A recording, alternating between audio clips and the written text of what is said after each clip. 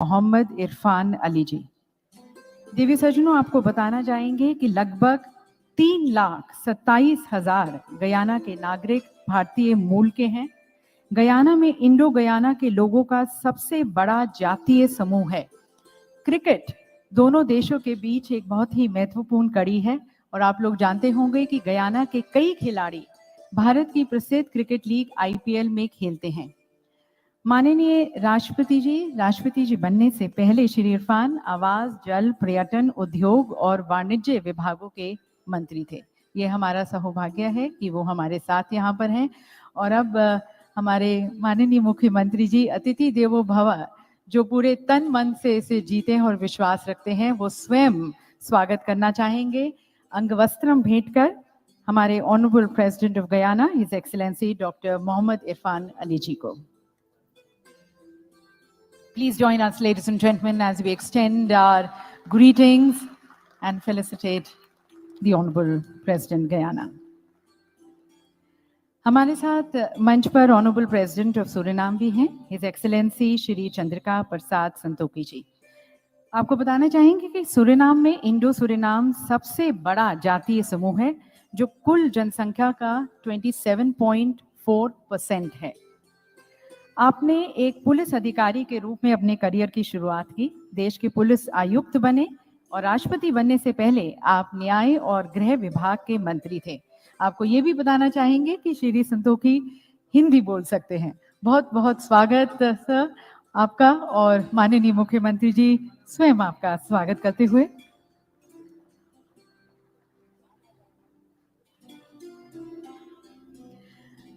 हम स्वागत करना चाहेंगे श्री प्रहलाद पटेल जी का, हमारे माननीय केंद्रीय राज्य मंत्री फूड प्रोसेसिंग हमारे साथ यहाँ पर मंच पर हैं, उनका भी बहुत बहुत स्वागत। Ladies and gentlemen, we are also focusing on food processing, one of the major sector focus which we have, and we have our Honorable Minister of State Food Processing joining us. Thank you very much, sir, for gracing the occasion.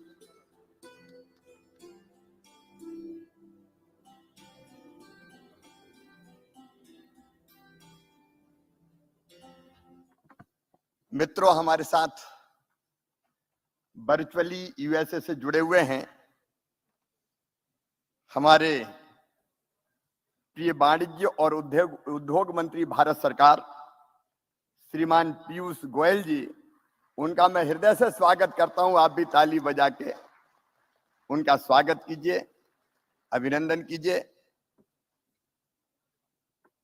आज इस मंच पर हमारे सौभाग्य से उपस्थित Guyana के राष्ट्रपति डॉक्टर मोहम्मद इरफान अली जी,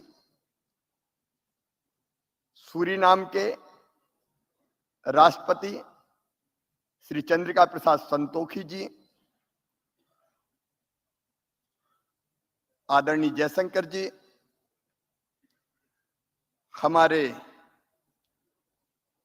केंद्रीय मंत्री जो कृषि और जल शक्ति देखते हैं भाई प्रहलाद पटेल जी,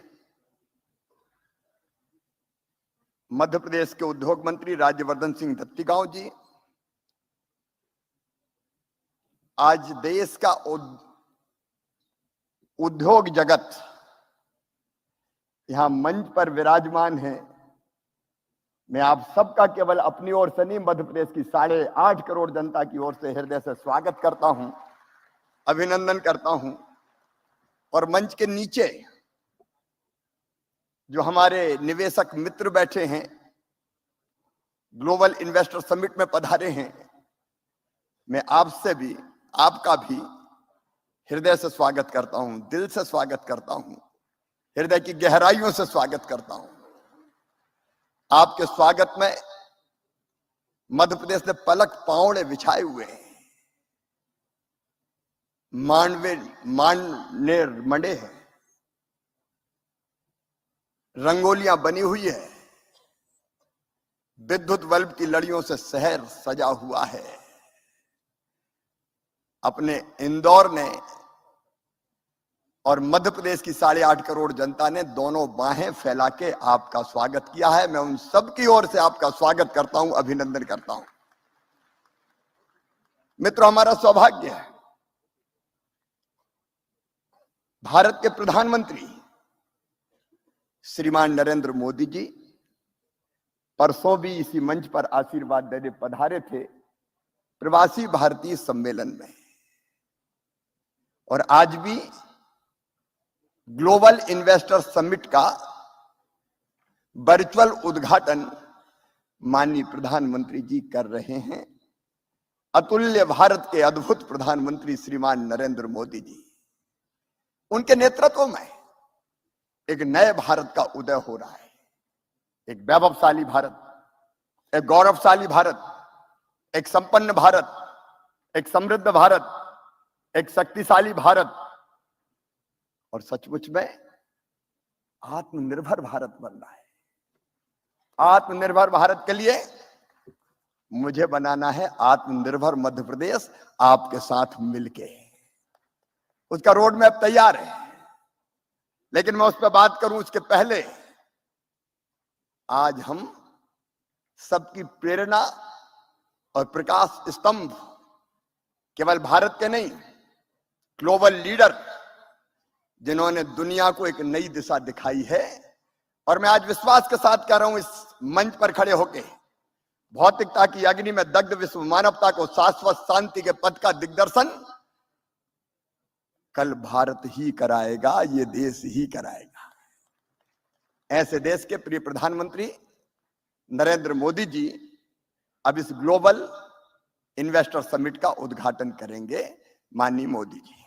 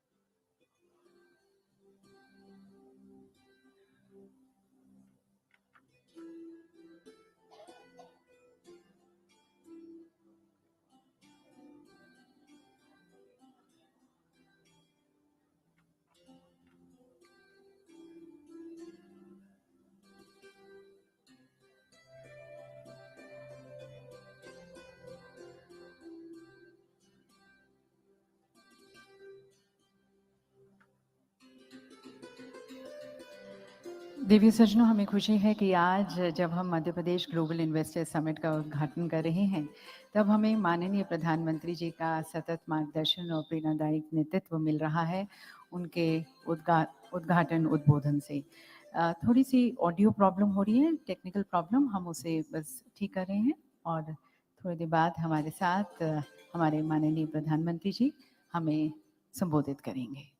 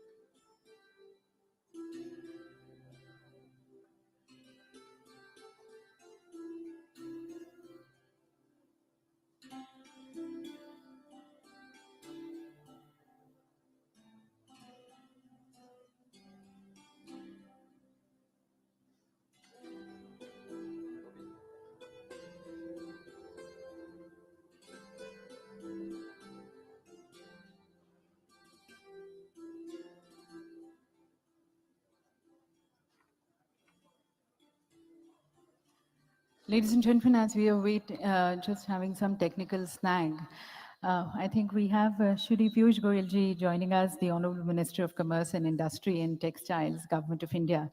Would like to mention that he is here in New York, and it's pretty late in the night. So thank you, Honorable Minister, sir, for taking out time and being with us.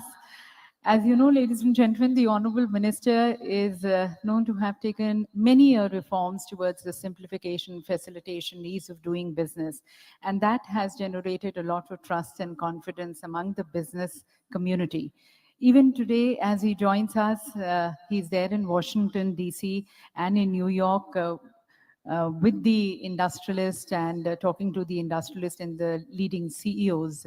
And also, as you know, that he introduced the PLI scheme that has given a boost to the domestic manufacturing and Make in India. So really honored to have you, sir. And we would now like to request you to please address this August gathering. Ladies and gentlemen, the Honorable Minister, Shri Piyush Goyalji. Thank you very much, Madam. The Honorable President of Suriname, the Honorable President of Guyana, the Honorable Chief Minister of Madhya Pradesh, Shri Shivraj Singh Chauhan ji, Honorable Foreign Minister Dr. Jaishankar, Shri Prahlad Patel ji, all the distinguished ministers of Madhya Pradesh, all the very distinguished guests, captains of industry, leaders of business assembled in Indore from across the world and all across India, friends from the media, distinguished ladies and gentlemen. I'm indeed delighted to be joining this Madhya Pradesh Global Investors Summit 2023 and the inaugural session soon to be inaugurated by I think we have the Honorable Prime Minister. I will hold on.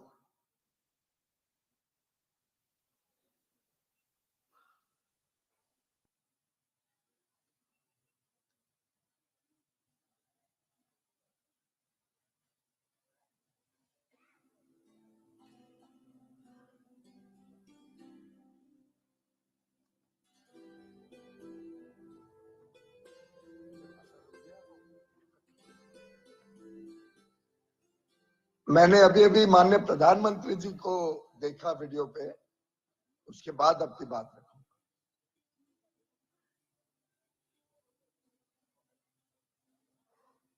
नमस्कार। Madhya Pradesh investor summit के लिए भी investors का, उद्यमियों का बहुत बहुत स्वागत है। विकसित भारत के निर्माण में मध्य प्रदेश की भूमिका बहुत महत्वपूर्ण है। आस्था, आध्यात्म से लेकर पर्यटन तक, एग्रीकल्चर से लेकर एजुकेशन और स्किल डेवलपमेंट तक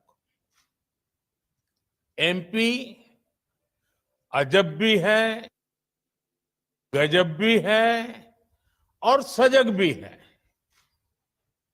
साथियों, मध्य प्रदेश में ये समिट ऐसे समय में हो रही है जब भारत की आजादी का अमृत काल शुरू हो चुका है।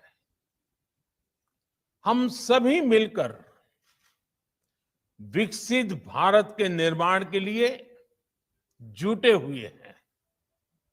और जब हम विकसित भारत की बात करते हैं तो ये सिर्फ हमारी एस्पिरेशन नहीं है, बल्कि ये हर भारतीय का संकल्प है। मुझे खुशी है हम भारतीय ही नहीं, बल्कि दुनिया की हर संस्था, हर एक्सपर्ट इसको लेकर आश्वस्त दिख रहा है। Friends, The IMF sees India as a bright spot in the global economy.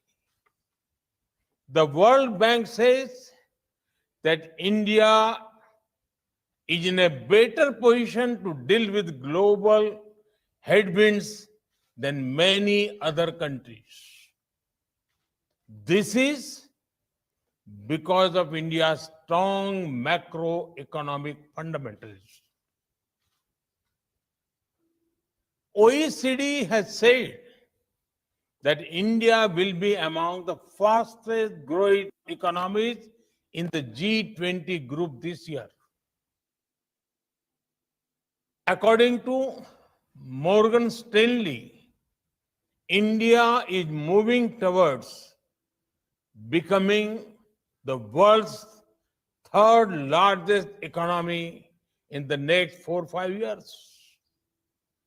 The CEO of McKinsey had said that this is not only India's decade, but India's century. Institutions and credible voices that track the global economy have unprecedented confidence in India. The same optimism is also shared by global investors. Recently, a prestigious international bank conducted a survey.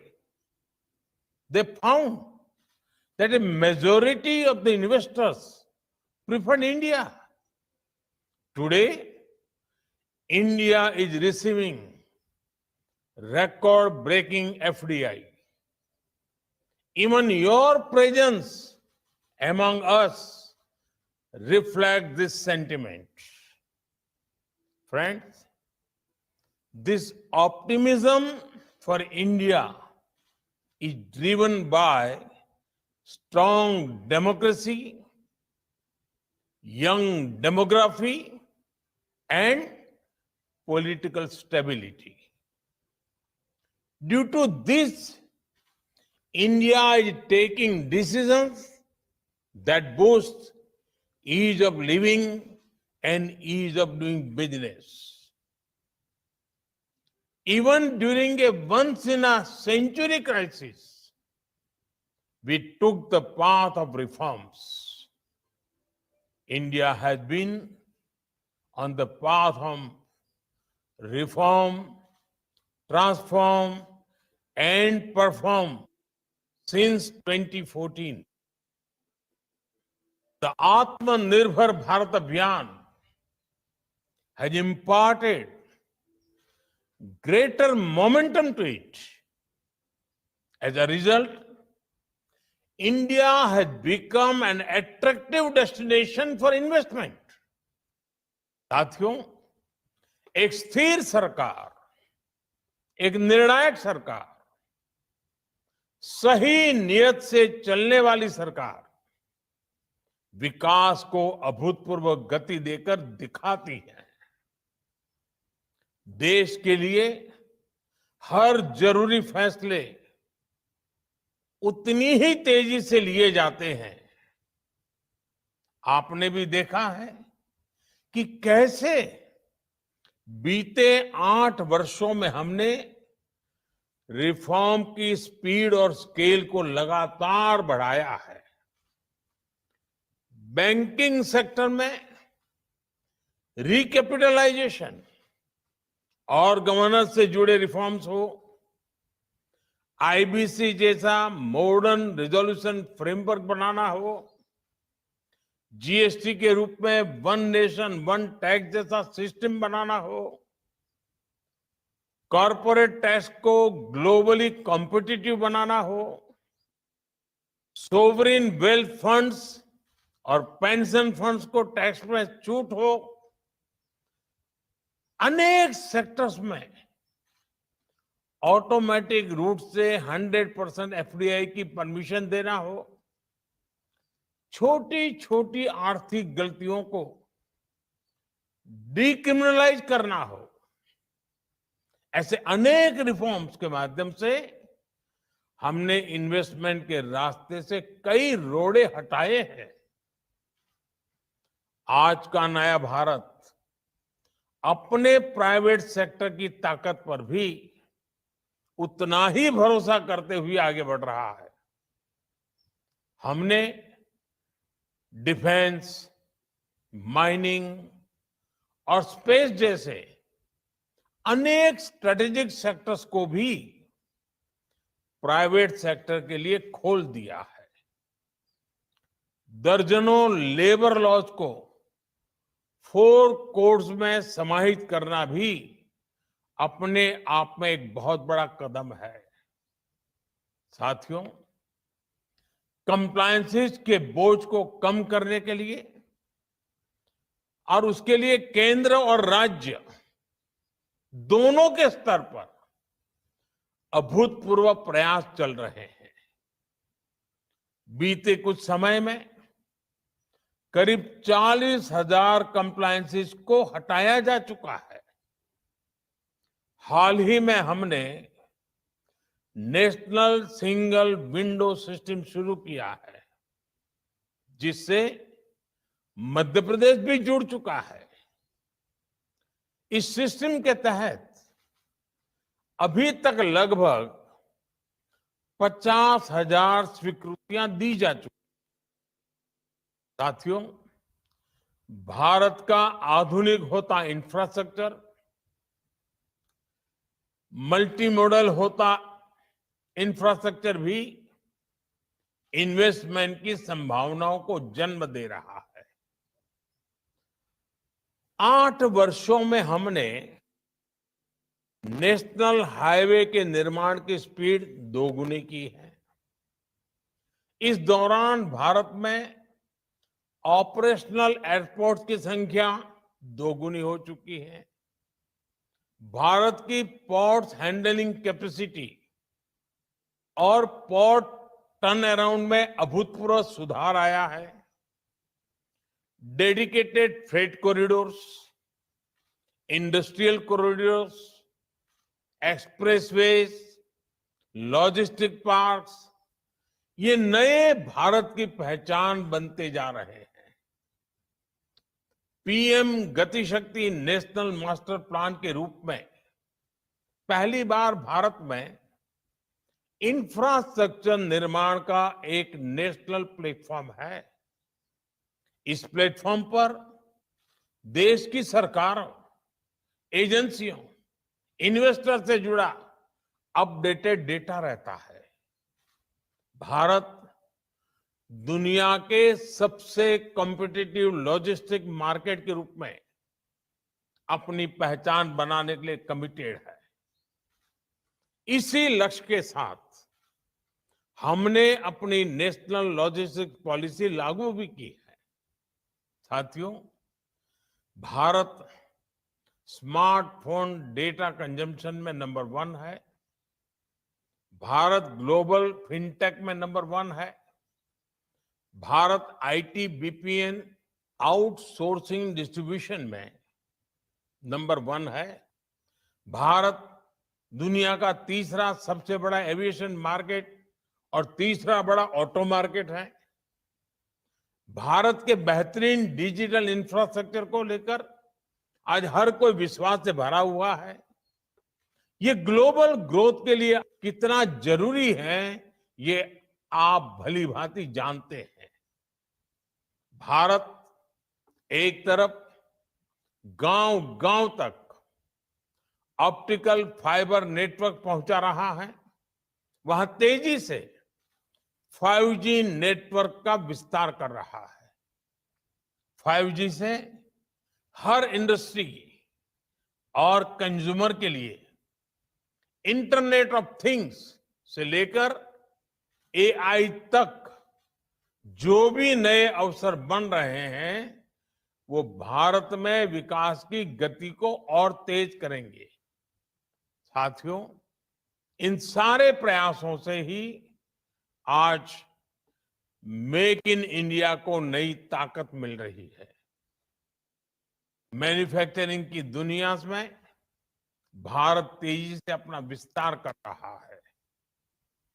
Production link incentive scheme के तहत 2.5 लाख करोड़ रुपए से ज्यादा के incentive की घोषणा की जा चुकी है। ये स्कीम दुनिया भर के मैन्युफैक्चरर्स में पॉपुलर हो रही है। इस स्कीम के तहत अब तक अलग अलग सेक्टर्स में लगभग 4 लाख करोड़ रुपए प्रोडक्शन हो चुका है। मध्य प्रदेश में भी इस स्कीम की वजह से सैकड़ों करोड़ रुपए का निवेश आया है। एमपी को बड़ा फार्मा हब बनाने में, बड़ा टेक्सटाइल हब बनाने में इस योजना का भी महत्व है। मेरा एमपी आ रहे इन्वेस्टर से आग्रह है कि पीएलआई स्कीम का ज्यादा से ज्यादा लाभ उठाएं। साथियों, आप सभी को ग्रीन एनर्जी को लेकर भारत की आकांक्षा से भी जुड़ना चाहिए। कुछ दिन पहले ही हमने मिशन ग्रीन हाइड्रोजन को स्वीकृति दी है। ये लगभग 8 लाख करोड़ रुपए के निवेश की संभावनाओं को लेकर आ रहा है। ये सिर्फ भारत के लिए ही नहीं, बल्कि ग्लोबल डिमांड को पूरा करने का एक अवसर है। हजारों करोड़ रुपए के इंसेंटिव्स की व्यवस्था इन अभियानों के तहत की गई है। आप इस महत्वाकांक्षी मिशन में भी अपनी भूमिका जरूर एक्सप्लोर करें। साथियों, हेल्थ हो, एग्रीकल्चर हो, न्यूट्रिशन हो, स्किल हो, इनोवेशन हो, हर लिहाज से भारत में नई संभावनाएं आपका इंतजार कर रही है। ये भारत के साथ साथ एक नई ग्लोबल सप्लाई चेन के निर्माण का समय है। इसलिए आप सभी का मैं फिर से बहुत बहुत स्वागत करता हूं। इस समिट को मेरी अनेक अनेक शुभकामनाएं हैं। मध्य प्रदेश का सामर्थ्य, मध्य प्रदेश के संकल्प आपकी प्रगति में 2 कदम आगे चलेंगे, मैं आपको विश्वास से कहता हूं। आप सबको बहुत बहुत धन्यवाद। नमस्कार। तो देवी सज्जनों, माननीय प्रधानमंत्री जी ने जैसा कहा, आज भारत संभावनाओं का देश है, विश्व का सहयोगी। भारत हर एक सेक्टर में आगे बढ़ रहा है। माननीय प्रधानमंत्री जी का हम बहुत बहुत धन्यवाद करना चाहेंगे उनके प्रोत्साहन भरे और पथ प्रदर्शक मार्गदर्शन के लिए। और अब एक बार पुनः मैं हमारे माननीय मंत्री जी श्री पीयूष गोयल जी को आमंत्रित करती हूँ हम सभी को संबोधित करने के लिए।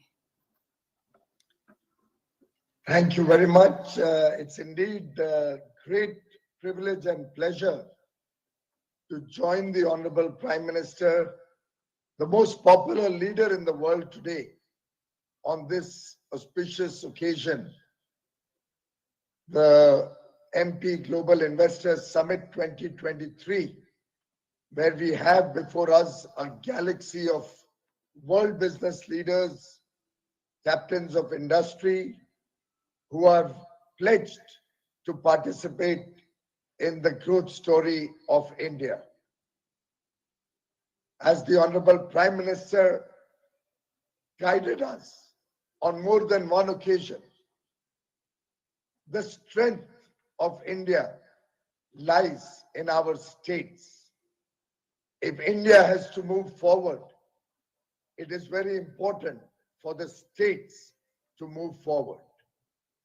The Honorable Prime Minister has always focused on encouraging the development, speedy progress and growth in the economy of the states, thereby providing huge opportunities to the people in the remotest parts of India, in the aspirational districts of India, and encouraging the dispersion of investment, of industrialization across the length and breadth of the country.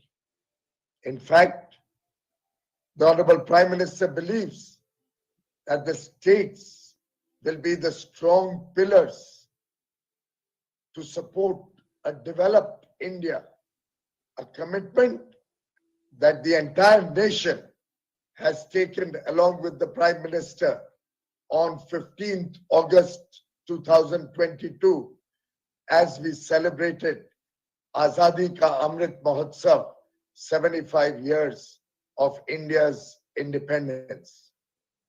In fact, I compliment the Honorable Chief Minister, Shri Shivraj Singh Chauhanji, for the rapid strides that Madhya Pradesh has taken in good governance, in a way reflecting the double engine government, both at the center and in the states, working to fulfill the Honorable Prime Minister's vision of rapid transformation, not gradual evolution. The Honorable Prime Minister spoke about several initiatives in his opening address. The PM Gati Shakti National Infrastructure Master Plan.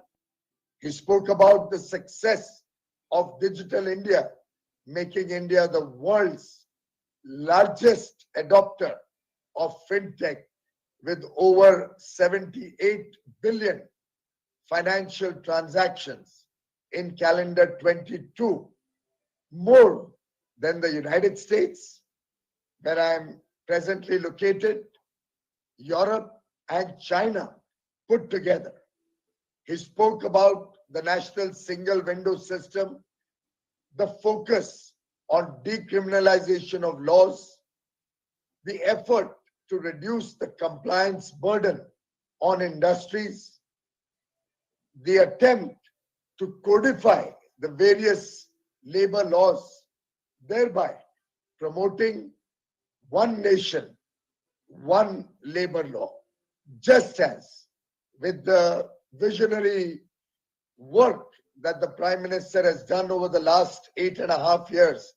We today have one nation, one tax in the form of the GST.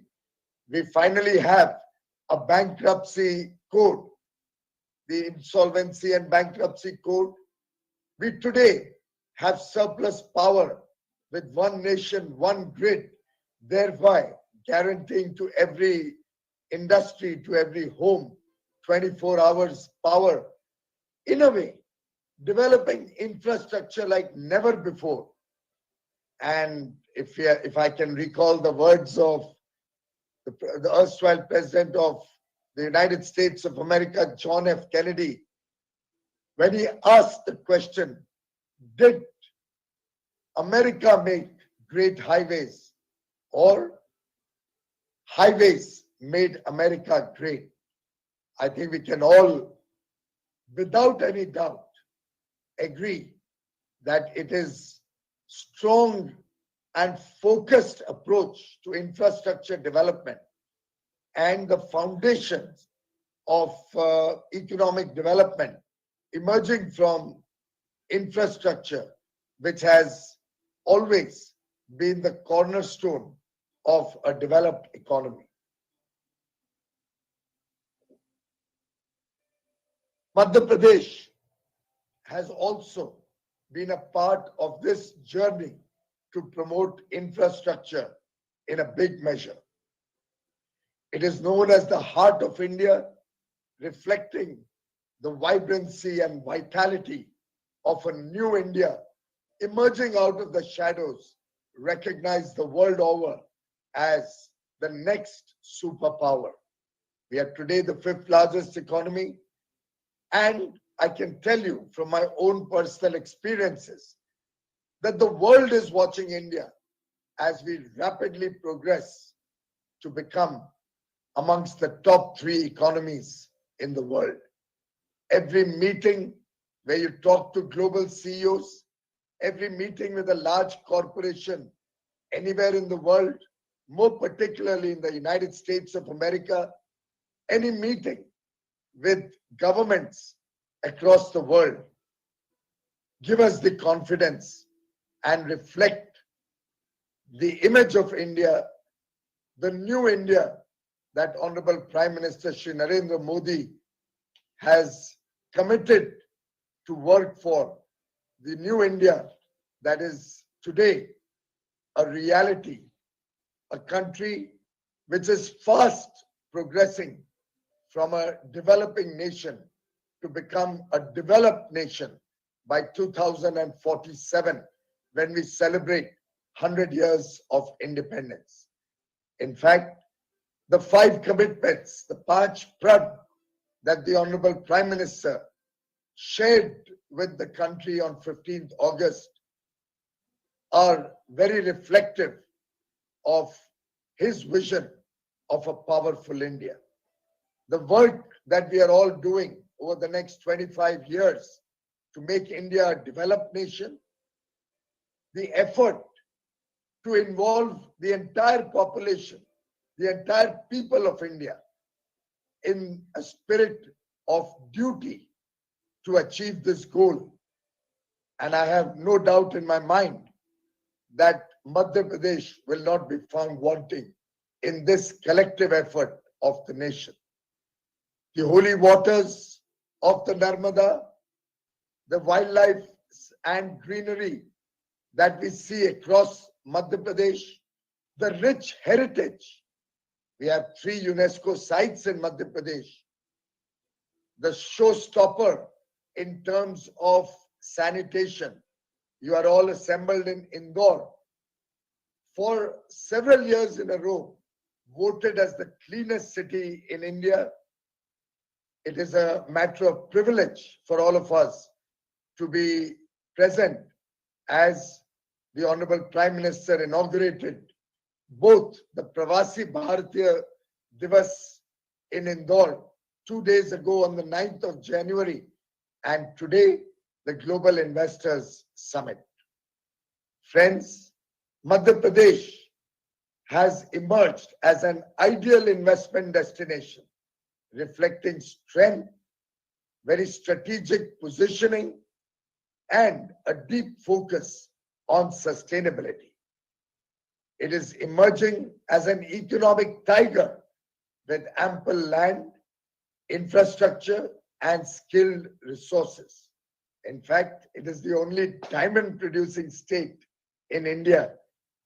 In a way, Madhya Pradesh भी हमारा एक उभरता हुआ हीरा है, और मेरा पूरा विश्वास है, मेरा अटूट विश्वास है कि मध्य प्रदेश आगे चल के देश की अर्थव्यवस्था को गति भी देगा और नए नए अवसरों के साथ उद्योग जगत को आमंत्रण करेगा. If you look at last year's growth in Madhya Pradesh, the gross state domestic product grew by nearly 20%, and the ease of doing business in Madhya Pradesh is truly remarkable. It is very centrally located. Both the north-south and east-west corridors cross in Madhya Pradesh, India's second largest state, with 24% of the world's organic cotton production.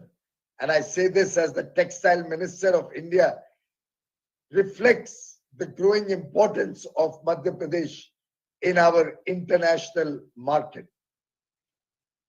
Today, Madhya Pradesh is future ready with over 20% contribution of renewable energy in the total power it generates.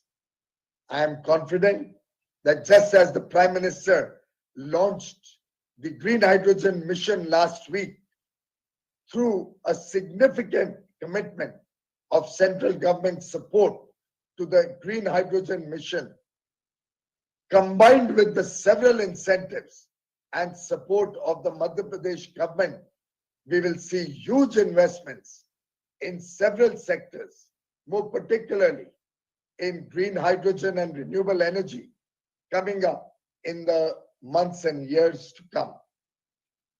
As the Prime Minister said, it's a land of opportunities in agriculture, in food processing, tourism, automobiles, pharmaceuticals, IT, renewable energy, textiles. The list is endless. In our international engagements, the interest in India is also reflected in the interest shown in investment in Madhya Pradesh. India today clearly is a bright spot in the world, and I do believe Madhya Pradesh will also lead from the front as we develop India as an economic superpower in the world. Friends, this year we are celebrating India's 75th year of independence.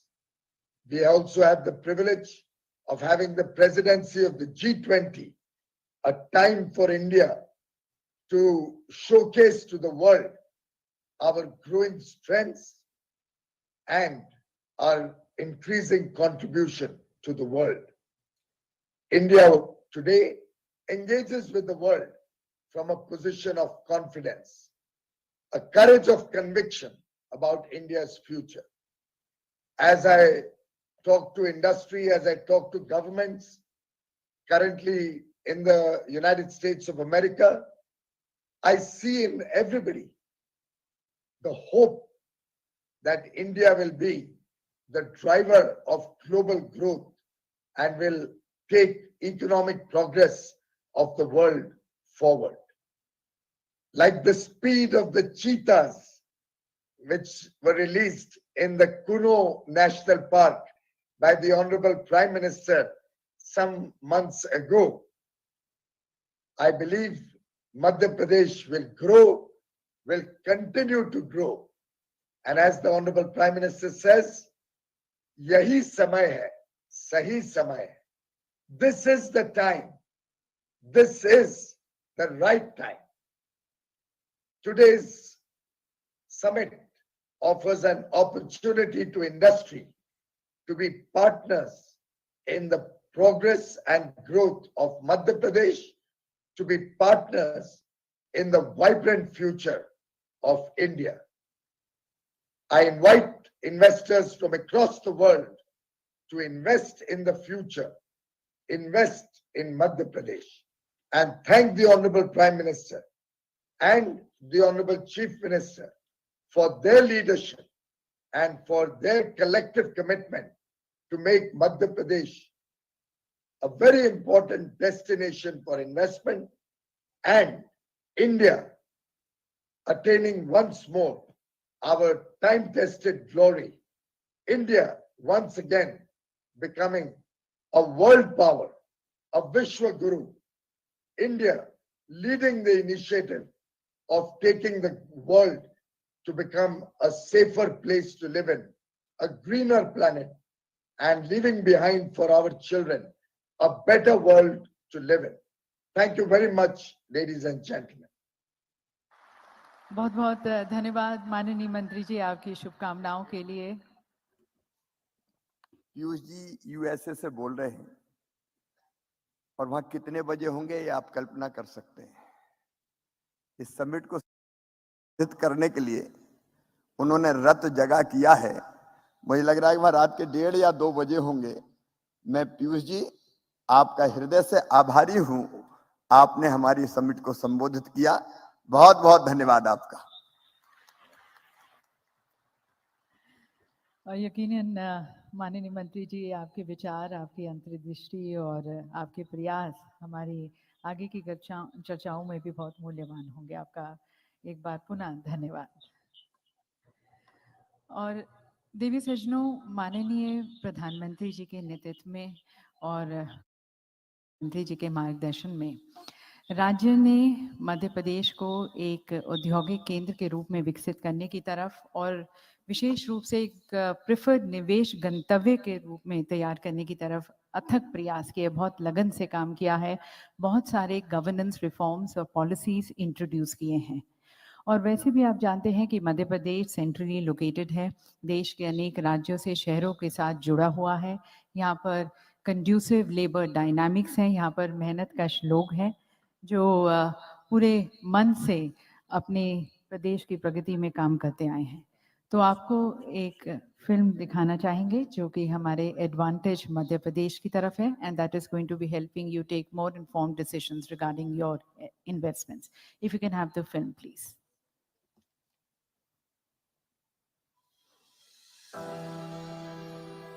At the heart of the world's fastest growing economy lies opportunity. The opportunity of unlimited growth and potential of becoming a front runner in taking India to greater heights. At the heart of India lies Madhya Pradesh. Fueling boundless yet sustainable industrial growth is MP's more than 125,000 acres of industrial land bank, surplus quality power, abundant industrial water supply and highly skilled labor.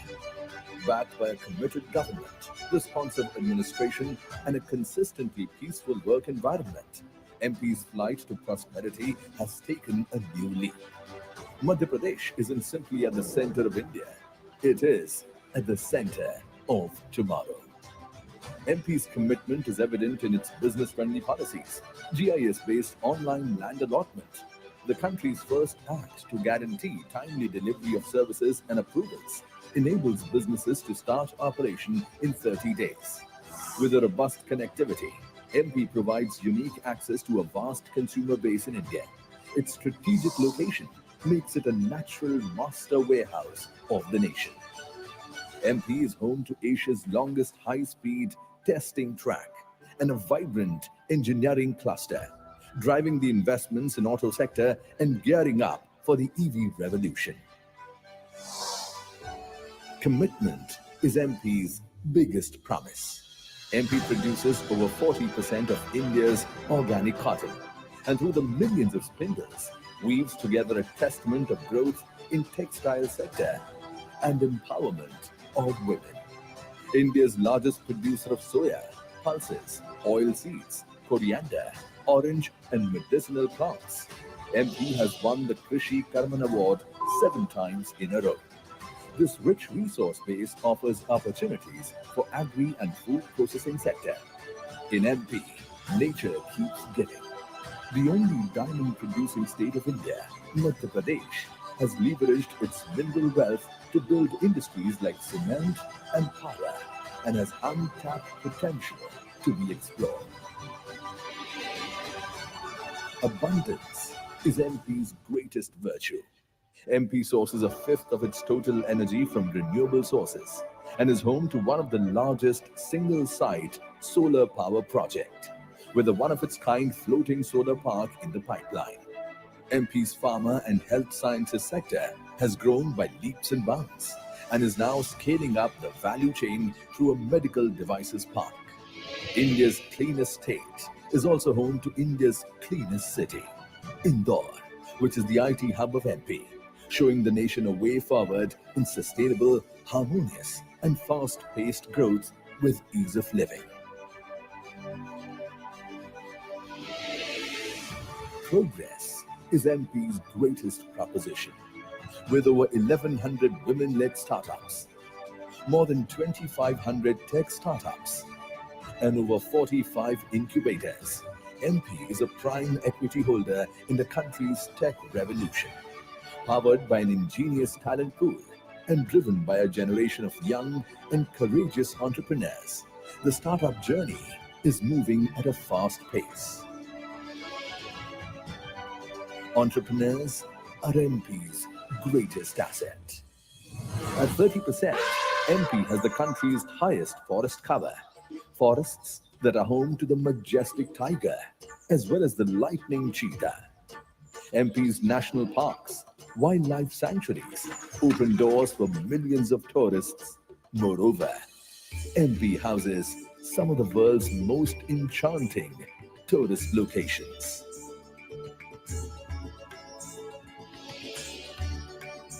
Serenity is MP's greatest offering. put together. MP is way more than a sum of its parts. It is an amalgamation of growth, prosperity, and opportunity. Welcome to MP, the future-ready state. So that, ladies and gentlemen, is the future-ready state. And we would now like to also invite the progressive views and the commitments of our industrialists. May I first request Shri N. Chandrasekharanji, the Chairman Tata Sons, to please address this august gathering.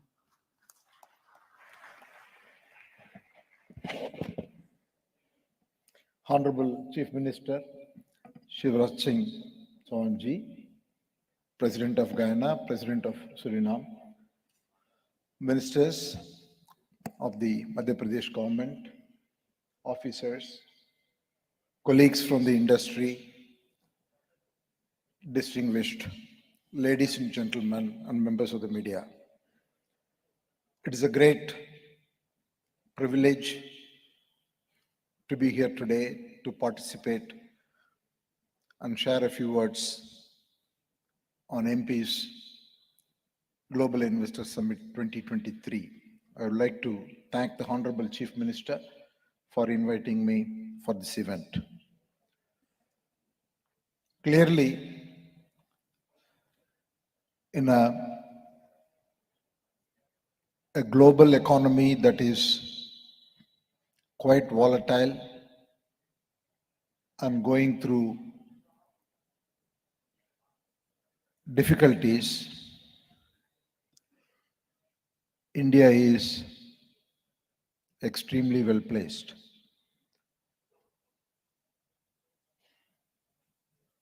Several comments have already been made by the Honorable Prime Minister and Minister of Industry. And from the industry point of view, we see this decade and probably coming decades will see enormous growth opportunity for India. In India, we see the trends of both consumption-led growth, supported by infrastructure-led growth, as well as global trends which are making it very uniquely advantageous for India. All industries, all nations will have to go through what I call as a digital or a machine learning transition, energy transition, and supply chain resilience. The beauty is, India is well placed in all of these transitions. Needless to say, the technological depth and the digital adoption, consequently both in the public services delivery and in the private sector, and India has been not only fast-paced but globally leading. India is also uniquely placed because we are going through this energy transition at a time we are going to have enormous growth. 2/3 of the growth of what we will be in 2050 will have to happen in the next 30 years. Many countries have to go through this energy transition when there is no growth, so they will have to replace the current energy sources. The supply chain is a major opportunity because of, again, the talent and the areas like advanced manufacturing are naturally advantageous for India, and also in the current geopolitical context, there is a lot of tailwind. So I have no doubt in saying that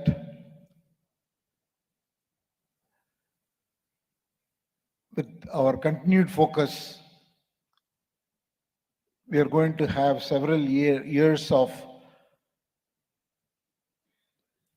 globally leading growth, more importantly, growth that will create jobs, growth that will create a very strong economy.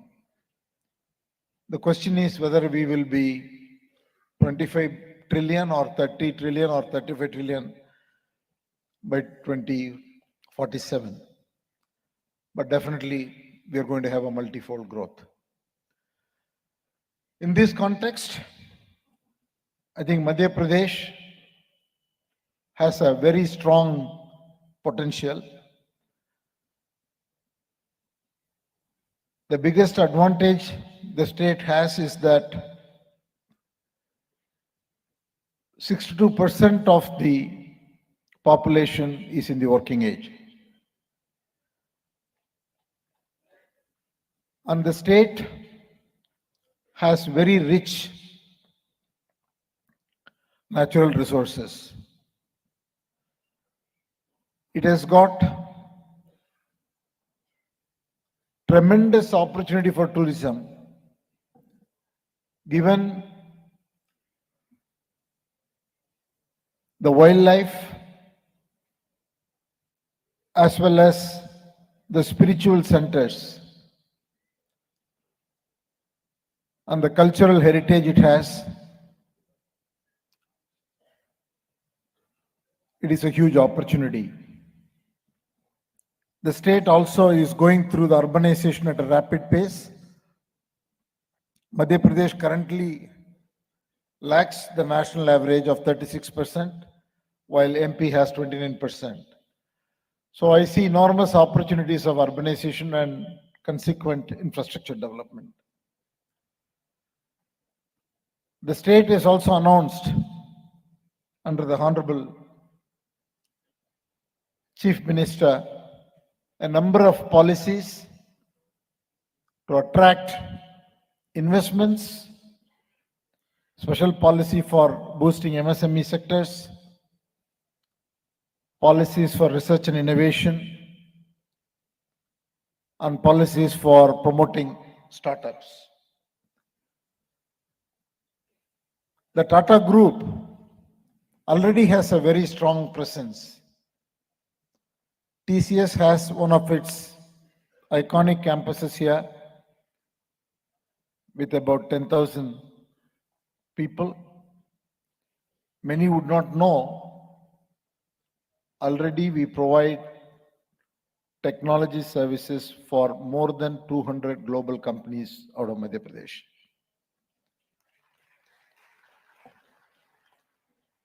We have a very strong presence in our hotel company, which continues to look for opportunities. We have unique properties here.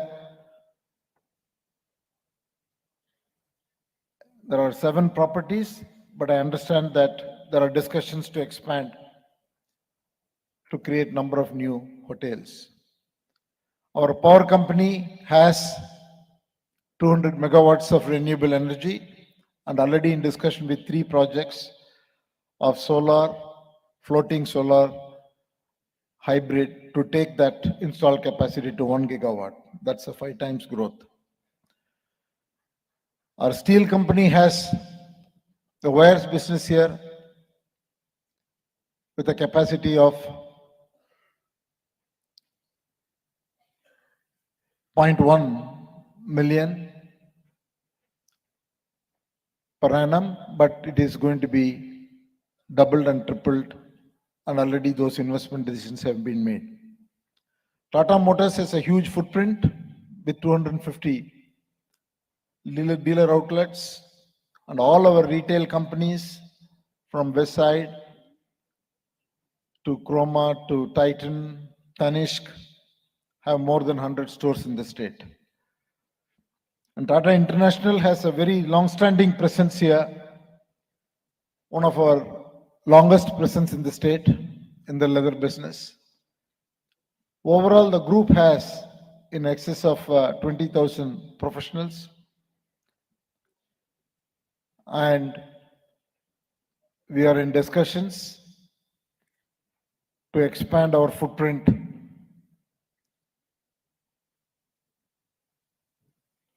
strongly in the state, as the group is also looking at a lot of new areas of growth across multiple new age sectors. I want to thank the government for the constant support we receive, a proactive engagement, and policies that will promote a high growth rate for businesses and as a result for the state. Thank you. Thank you, sir, for sharing your vision for India and commitment to Madhya Pradesh. And now inviting Shri Chandrajit Banerjee, the Director General of Confederation of Indian Industry.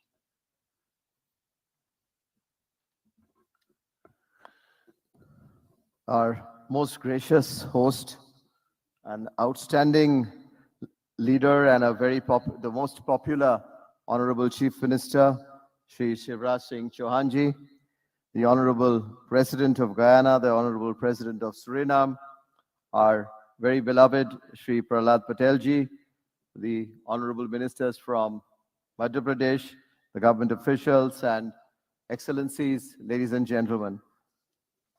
I just wanted to say that, we have been involved as an institution with the first time when the Honorable Chief Minister started the Madhya Pradesh Summit.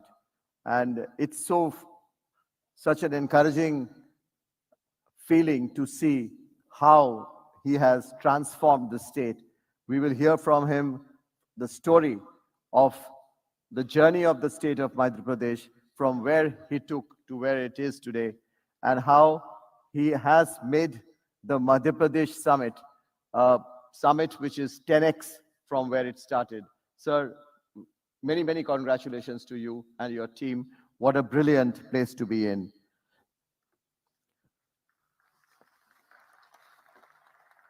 Sir, today you had asked us to see that we get good quality participation from Indian industry and the foreign industry.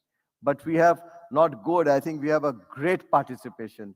The attraction, of course, is the work that your leadership and your government has done in this state. And the best part of it, if you really look at India, we have people from all over the country, from the north to the south, to the east to the west. Every part and every state of the country has at least a few industrialists who have come here to Madhya Pradesh today. And with that, there are several sectors from auto components, and you heard Mr. Chandrasekharan's number of sectors that he talked about, but there are actually sectors from all manufacturing, services, agri, all types of sectors present here from across the country. What a great place to be here. So as an institution, again, we have been in the state. CII has been in Madhya Pradesh since 1989. And in 2000, we started another office, and then you asked us to expand. We have expanded. But today I want to stand and say to you, and under your leadership, under your government, we pledge that we will increase the resources of CII in your state. We will increase both manpower as well as the number of offices in the state of Madhya Pradesh, sir. Sir, we have heard that this is the year of the G20.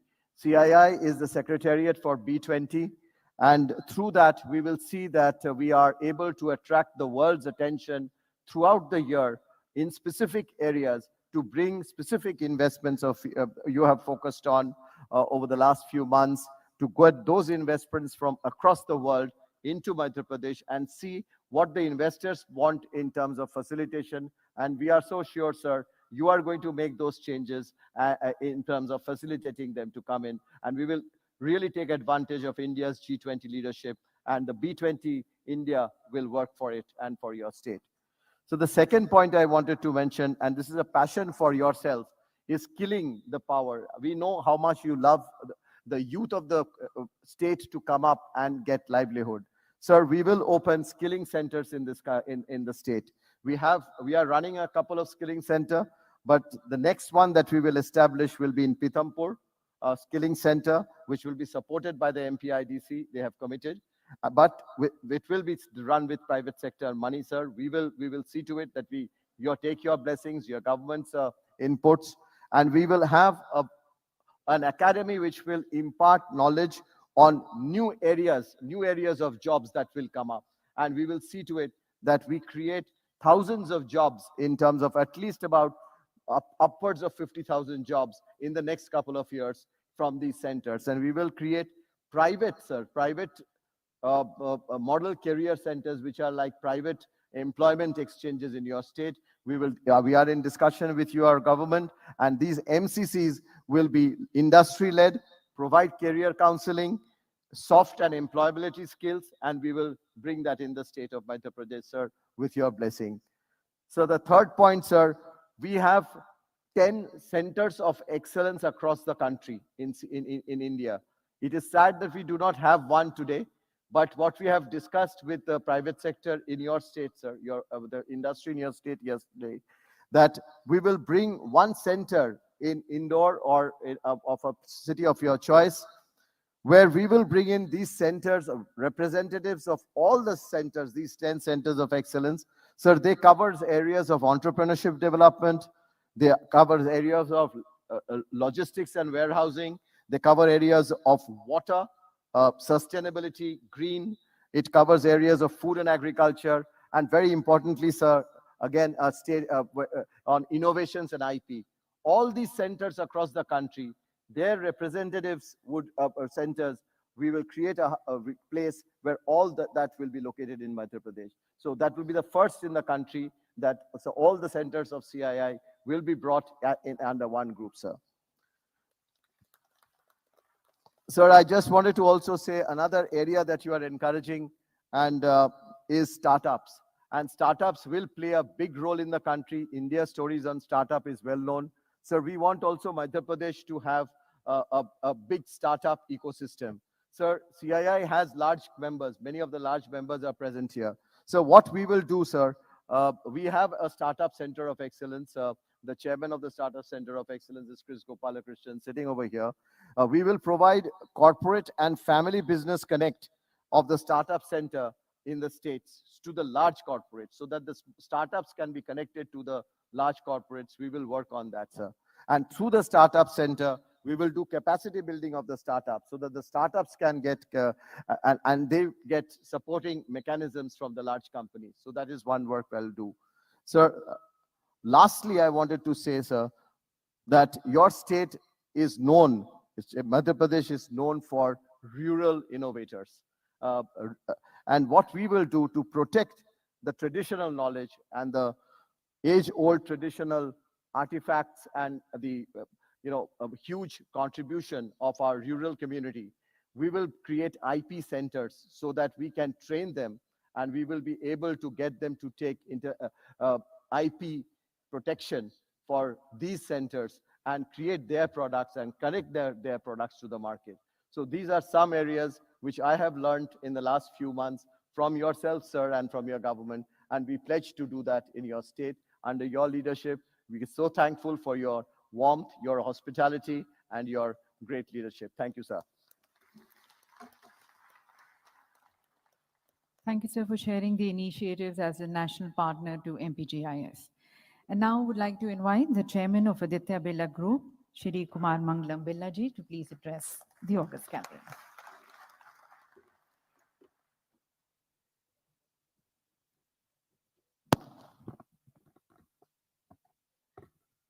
Honorable Chief Minister Shri Shivraj Singh Chauhan, His Excellency Irfan Ali, President of Guyana, His Excellency Chandra Prasad Santokhi, President of Suriname, distinguished members in the Madhya Pradesh government, senior officials of the MP administration, friends from the industry, ladies and gentlemen. It is indeed a pleasure to be here today at Indore for this Global Investor Summit. This confluence of investors comes at a very interesting moment in the global economic landscape. आज दुनिया भर की economy जब एक चुनौती भरे मोड़ पर है, भारत की अर्थव्यवस्था में एक नई बढ़त, एक नई लहक हमें दिख रही है। भारत की तरक्की नई ऊंचाइयों पर पहुंच रही है। जब दुनिया की हर बड़ी इकोनॉमी का हाल एक कदम आगे दो कदम पीछे जैसा है, तब हमारा देश एक नई ऊर्जा, एक नए गति के दमक रहा है। और इसी सुनहरे अवसर पर भारत ने G20 की कमान संभाली है। भारतीय दर्शन के मूल मंत्र वसुधैव कुटुंबकम के जीवन सिद्धांत पर चल रहे माननीय मुख्यमंत्री श्री शिवराज सिंह जी चौहान, आपको यह बताना मेरे लिए बहुत खुशी और गौरव की बात है कि आदित्य बिरला ग्रुप का कुटुंब आज दुनिया के 36 देशों में समाया है। सभी जानते हैं, देश का दिल, भारत की धड़कन है मध्य प्रदेश। कविता, न्याय, वीरता, गायन, सब कुछ यहाँ विशेष है। देश का है यह हृदय, यह हमारा मध्य प्रदेश है। In the last decade, the economy of Madhya Pradesh has grown at more than 7% per annum in real terms, much faster than the national growth rate. In fact, if one excludes the COVID-affected year, the average annual growth rate of Madhya Pradesh's economy over the last decade is higher than 8%. A decade ago, per capita income in the state used to be about 60% of national average. It has now risen to more than 80% of the national average. I believe that the state has many inherent advantages that should further accelerate this great economic success story. Its central location is a major advantage in itself, enabling industries in the state to easily access large markets in adjacent states. The location advantage is translated into better connectivity through a robust transport infrastructure. It has a massive road network of over 3.5 lakh kilometers and more than 40 national highways. It has nearly 5,000 kilometers of railway lines and 550 trains make their way across the state daily. The state continues to build upon these advantages under the leadership of the Honorable Chief Minister and is investing heavily into transport infrastructure. Recently, the foundation stone for 13 new road projects was laid by the Honorable Union Transport Minister and the Honorable Chief Minister, envisaging an investment of more than rupees 5,000 crores. Madhya Pradesh is developing several new industrial regions along the Delhi-Mumbai industrial corridor as well. The state's proactive and very investor-friendly administration and progressive industrial policy is another major advantage that we have experienced over the last few years. Under the leadership of Shri Shivraj Singh Chauhan ji, Madhya Pradesh gives a very warm, welcoming experience to its investors. This is something that we have experienced firsthand over the years in the course of setting up large projects in the state here in Madhya Pradesh. माननीय मुख्यमंत्री जी, कुछ दिनों पहले आपने कहा था कि पांव में चक्कर, मुंह में शक्कर और माथे पर बर्फ हो, यही जनप्रतिनिधियों के लिए मंत्र हैं। आपके शासन की शैली वास्तव में ही सराहनीय है। Over the last few years, Madhya Pradesh has rightly positioned itself as a future-ready state. It has emerged as a leader in India's renewable energy transformation. It presently generates more than 5,500 megawatts of green energy from renewable energy resources, and the government has an ambitious target of generating 20,000 megawatts of green energy by 2030, leveraging the state's natural potential for hydro, solar, and wind energy. Recently, the state government has also announced a startup policy that provides a conducive ecosystem and encouraging incentives for startups. This, I believe, will pave the way for a new wave of entrepreneurship to emerge from MP. Aditya Birla group का मध्य प्रदेश से बहुत पुराना नाता है। यह प्रदेश हमारी जन्मभूमि ना सही, हमारी कर्मभूमि हमेशा से रही है। आप सभी को शायद मालूम होगा कि हमारी फ्लैगशिप कंपनी ग्रासिम की नींव नागदा में रखी गई और आज हमारे ग्रुप के सिर्फ एक या दो नहीं, पूरे 7 बिजनेसेस मध्य प्रदेश की शान हैं। प्रदेश भर में 25,000 से ज्यादा लोग हमारे परिवार का हिस्सा हैं और आदित्य बिरला ग्रुप का कुल इन्वेस्टमेंट वैल्यू 60,000 करोड़ की राशि को पार कर चुका है। We take great pride in having contributed to MP's manufacturing prowess. Take the case of our metals flagship Hindalco, which invested close to 14,000 crores a few years ago to set up an aluminium smelter. Today, Mahan Aluminium is a powerhouse in primary aluminium, bringing world-class technology to the fore and building a range of products that are made in MP, but made for the world. This is amongst the most efficient and cost-competitive aluminium plants anywhere in the world. And over 45% of what we produce in this smelter is exported to marquee customers across the world in South Korea, Malaysia, Japan, Spain, and Mexico. Moving to Grasim, which has an integrated viscose fiber manufacturing facility at Nagda. The installed capacity of this unit has over time increased from 20 tons per day to 440 tons per day. Even at Nagda, which is in many ways is the mother plant of the group, we have brought world-class technology and know-how to ensure that we remain ahead of the curve in every which way. Both in fiber and caustic soda chemicals, Nagda has pioneered the adoption of new practices that have subsequently been implemented in other such facilities around the world. From fiber and chemicals to cement, mining, and renewable energy, our group has been present in MP for almost 4 decades.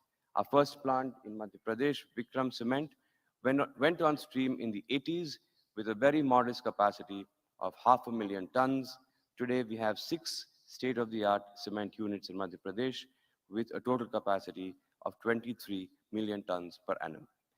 In the services sector too, we have grown our presence very significantly under the leadership of the Honorable Prime Minister in both the fashion retail category, in our financial services businesses. We have deepened and expanded our presence significantly across the state. The sheer breadth of our presence across our businesses is a very clear indicator of our commitment to the state. Across businesses, we are now looking to invest rupees 15,000 crores in the state over the next 5 years. Although I must say that our relationship with the state far transcends any number of investments. Our CSR work extends to 479 villages in the state and annually touches the lives of 4 million people. For over 7 decades, Aditya Birla Group and the state Madhya Pradesh have been partners in progress. आज MP एक नए जोश से नए संकल्प ले रहा है और मुझे ये कहते हुए बहुत बहुत खुशी और गर्व है कि आदित्य बिरला ग्रुप अपनी समस्त ऊर्जा और उत्साह से इस प्रदेश, इसकी लीडरशिप माननीय शिवराज सिंह जी और इसके जन जन के साथ हर कदम साथ चलेगा। धन्यवाद। Thank you very much, Mr. Birla, for endorsing Madhya Pradesh based on your experiences here and also sharing your further commitments. Now I would like to invite Shri Abhay Firodia ji, the Chairman, Force Motors Limited.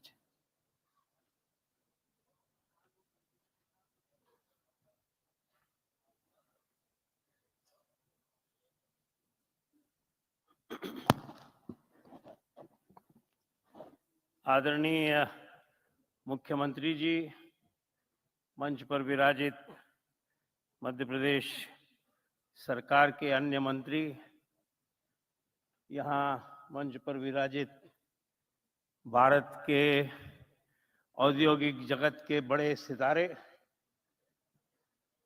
और इस सभागृह में उपस्थित मित्रों, मैं 3 बातें संक्षिप्त में कहना चाहता हूं। मेरा और मेरे उद्योग का मध्य प्रदेश से गत 35 वर्ष से संबंध है। जब हम यहाँ आए तो भारत सरकार ने जबरदस्ती भेजा गया। पहले 15 वर्ष हमारे लिए बड़े कठिन थे। न बिजली थी, न पानी था, न रास्ते थे और न सरकार की तरफ से कोई सुनवाई थी। मुझे कहते हुए अत्यंत हर्ष होता है कि गत 20 वर्षों में करीब करीब 2 दशकों में मध्य प्रदेश बदल गया है।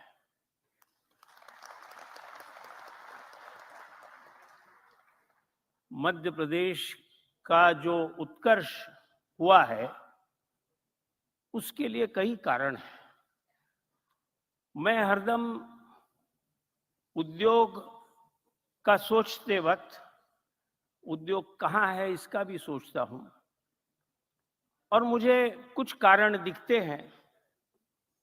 सबसे पहला महत्वपूर्ण मुद्दा लोग हैं, पीपल। मध्य प्रदेश के संस्कार, मध्य प्रदेश का समाज मेरे दृष्टि से भारतीय मूल्यों से बहुत संलग्न है।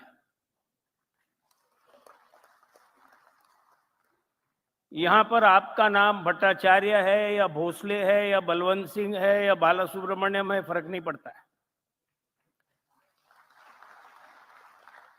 सबको साथ लेके चलने वाला यहाँ का समाज है। इस समाज को महत्व देना बहुत महत्वपूर्ण है। तो मध्य प्रदेश के लोगों की जो कार्य क्षमता है, अंग्रेजी में हम कह सकते हैं डेडिकेशन, हम कह सकते हैं वर्क एथिक, हम कह सकते हैं कमिटमेंट, ये सब मुझे बहुत प्रगत उच्च कोटि की लगती है। और मध्य प्रदेश के विकास में यहाँ की जनता का सबसे बड़ा योगदान है। अगर आप इंदौर शहर देखें तो मैंने इंदौर को टूटा फूटा, गंदा, अव्यवस्थित देखा है। आज सिर्फ भारत का सबसे स्वच्छ शहर नहीं है, पर यहाँ का जो डिसिप्लिन है, जो लोगों का उसमें इन्वॉल्वमेंट है, वो इतना जबरदस्त है कि किसी भी उद्योगपति को, किसी भी उद्योग को ये सोचना होगा कि इस प्रकार का वातावरण आपको कहाँ मिलेगा। तो सबसे पहली बात है पीपल। ये जो हुआ है ये लोगों के इन्वॉल्वमेंट के बगैर नहीं हुआ है। दूसरी बात है प्लेस। मध्य प्रदेश बहुत ही सेंट्रल है। जैसा भारत प्रगत होगा, जैसा भारत के अंदर व्यापार बढ़ेगा, इस लोकेशन का महत्व बढ़ता जाएगा। कनेक्टिविटी जैसे बढ़ेगी वैसे मध्य प्रदेश एक लैंड लॉक्ड एरिया है, ये मानना शायद उतना ठीक नहीं रहेगा, क्योंकि यहाँ से जो पश्चिम के जो पोर्ट्स हैं, शायद इंदौर से बॉम्बे, नागपुर से बॉम्बे एक ही डिस्टेंस है। तो ये मानना कि ये लैंड लॉक्ड एरिया है इसलिए कोई डिसएडवांटेज है, ये आते 5 वर्षों में गायब हो जाएगा ये डिसएडवांटेज। तो place is important, infrastructure is important. और मध्य प्रदेश में इंफ्रास्ट्रक्चर बहुत अच्छी तरह से, बहुत जल्दी से सुधरा है, ये मैंने अपने आंखों से देखा है। पॉलिसीज, सरकार किस तरह से इस क्षेत्र के भविष्य के लिए देखती है। तो सिर्फ निवेश करना सफिशिएंट नहीं है, उसका फायदा नीचे तक पहुंचता है क्या, एम्प्लॉयमेंट जनरेट होता है क्या, और जनरेट हुआ एम्प्लॉयमेंट स्टेबल है क्या, पूरक है क्या, ये देखना भी जरूरी रहता है। और मैं ये मानता हूं कि पॉलिसीज बहुत ही अच्छी रही है। और लास्ट एलिमेंट है एग्जीक्यूशन, इम्प्लीमेंटेशन, जिसमें ब्यूरोक्रेसी का बड़ा रोल है। ब्यूरोक्रेसी का एक अपना तरीका रहता है, पर यहाँ की ब्यूरोक्रेसी ने उद्योग की तरफ बड़े आस्था से देखा है और मदद करने की उनकी मंशा हरदम रही है, वो करते हैं। तो ये हो गई बात दूसरी कि मध्य प्रदेश में मैं क्या देखता हूं। और तीसरी बात मैं ये कहना चाहता हूं कि मध्य प्रदेश को एमपी कहते हैं। मध्य प्रदेश एमपी, मेरे मन में बड़े समय से ये विषय है कि मध्य प्रदेश का नाम बदला जाए और मध्य प्रदेश के जगह उसे मॉडल प्रदेश कहा जाए, क्योंकि जो यहाँ पे हुआ है, जो चेंज ट्रांसफॉर्मेशन हुआ है, वो बहुत ही आप कह सकते हो कि it is a great achievement worth great applause. So having said that, I wanted to share with you my experience in Madhya Pradesh and my views about how industrialization here has been developed in the manner in which it has created employment, it has created social stability, and it has created prosperity. Thank you. बहुत बहुत धन्यवाद sir, अपने अनुभव हम सभी के साथ साझा करने का। और अब मैं आमंत्रित करती हूँ सुश्री रेखा एम मेनन को, chairperson and senior managing director Accenture.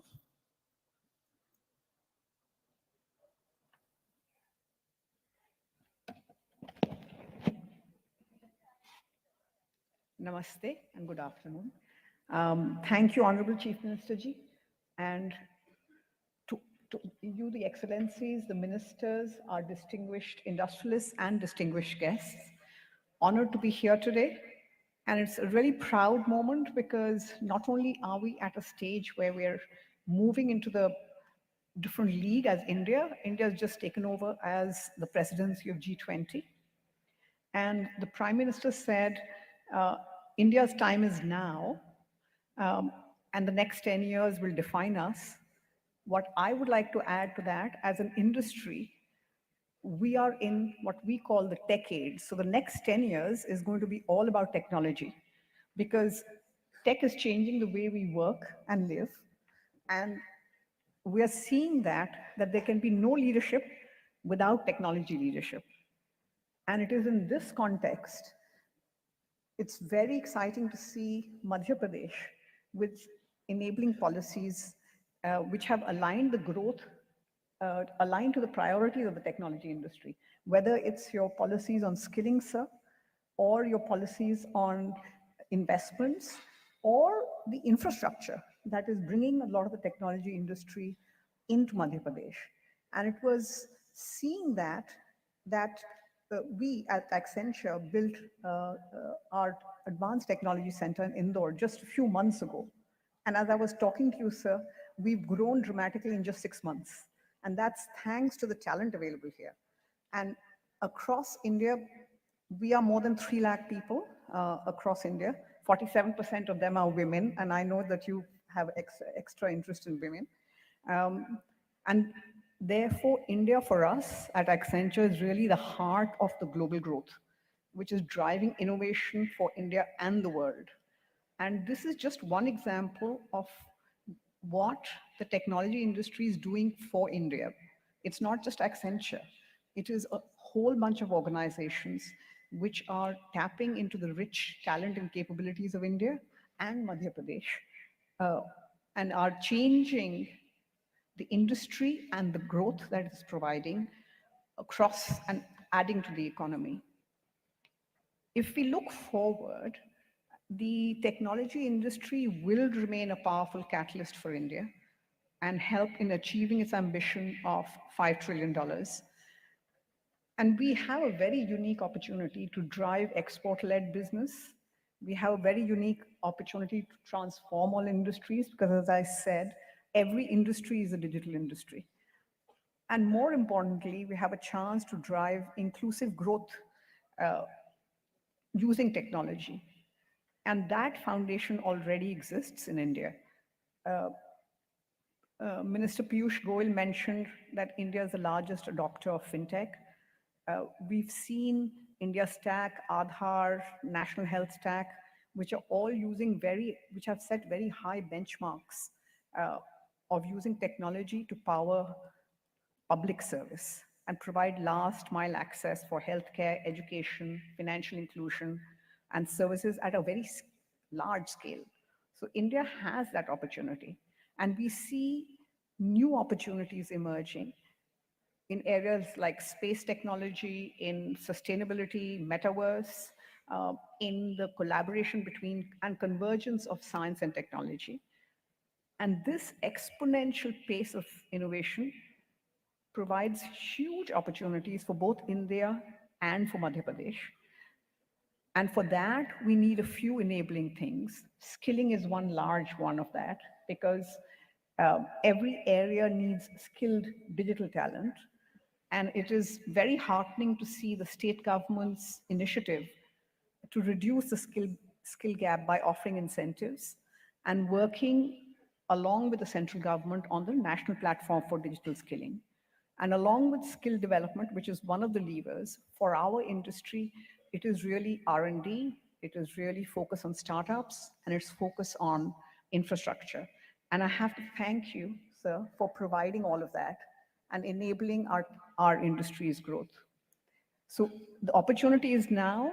There's no better time for the technology industry than to be in India. And I'm very privileged to be here. Thank you very much. Thank you, ma'am, for sharing your thoughts on the technology-driven growth which you see, and towards that, your focus and commitment to Madhya Pradesh. And now I would like to invite Shri Parth Jindal, the Managing Director of JSW Cement and JSW Paints Private Limited.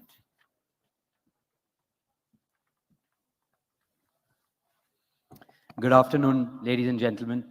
Honorable Chief Minister of Madhya Pradesh, Shri Shivraj Singh Chauhan ji, His Excellency the President of Guyana, and His Excellency the President of Suriname, and all the industry captains and stalwarts who are here today. Ladies and gentlemen, good afternoon. I feel deeply humbled to be here and to get the opportunity to speak to all of you and to follow the likes of Chandra Uncle, Kumar Uncle, Honorable Prime Minister of the country, Shri Piyush Goyal ji. We at the JSW Group are very new to Madhya Pradesh. We have learned and we have seen from the examples of the Birla Group, the Tata Group, and the other groups that are present here, what an investor-friendly destination Madhya Pradesh is. And we don't want to be left behind, and we want to enter Madhya Pradesh in a very big way and in a very fast way. Over the last few months, we have made an acquisition in the cement space.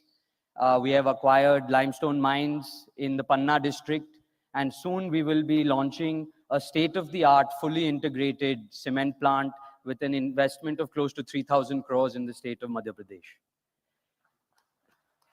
The other investment that we are making are brand new business, JSW Paints.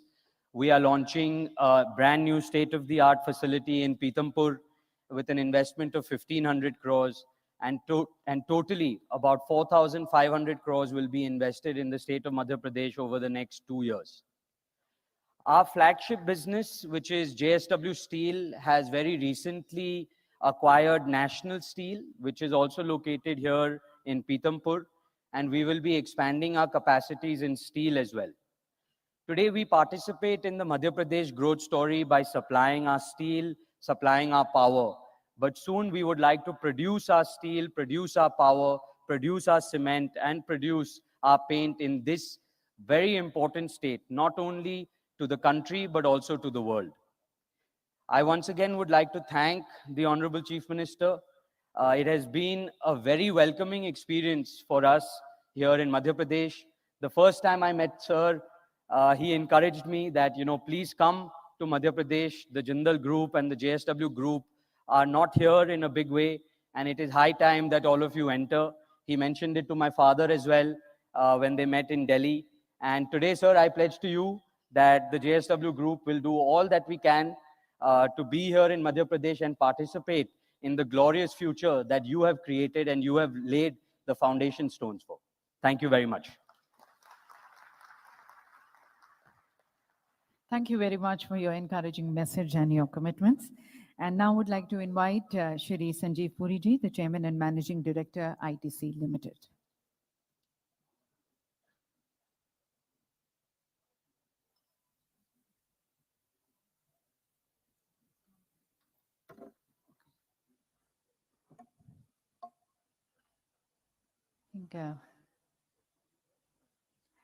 I would then like to request the Director of Reliance New Energy, Shri Nikhil R. Meswani ji, to please address the August gathering.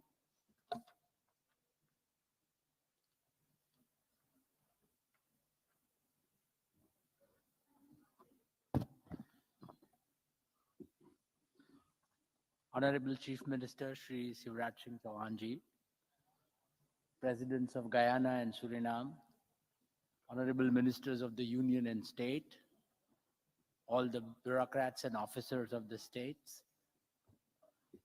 industry captains on the dais and in the audience, ladies and gentlemen, good afternoon. I'm immensely happy to be attending the 7th edition of the state's Global Investor Summit in West Madhya Pradesh today. It's an honor and a privilege to be speaking at this forum on behalf of our chairman, Shri Mukesh Ambani. Under his visionary leadership, Reliance has grown phenomenally, both as an enterprise, as an enabler of social growth, societal growth, and transformation. In his unflinching optimism for India and its future that powers our ventures and inspires our people. In his unwavering faith in the power of our youth that has guided our forays into businesses of the future. Madhya Pradesh is in the heart of India. And as you know, the importance of heart's health in a human body.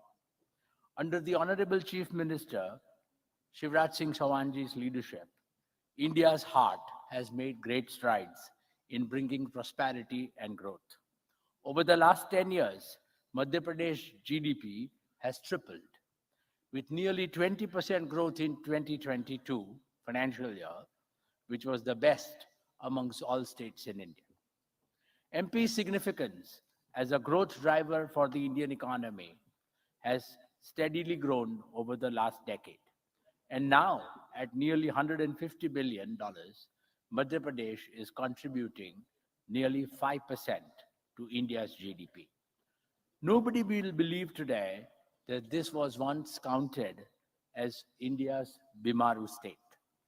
Madhya Pradesh has created an effective roadmap for implementation of Honorable Prime Minister Shri Narendra Modi ji's vision of Atmanirbhar Bharat. The state has enhanced its industrial corridor and logistical capabilities and established itself as an attractive destination for investments.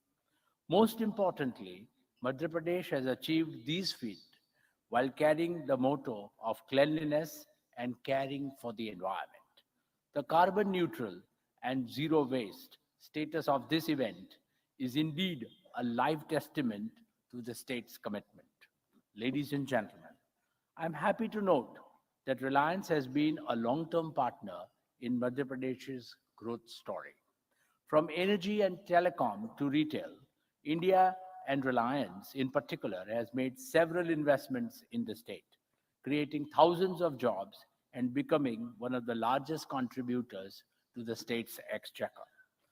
The coal-bed methane project in our Shahdol and Annapur districts is one of Reliance's major projects in Madhya Pradesh.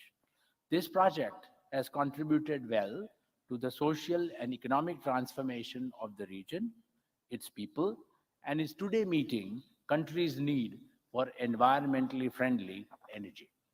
Similarly, Madhya Pradesh is already home to over 730 Reliance retail outlets, 116 of our fuel outlets, providing jobs to over 15,000 individuals directly and indirectly.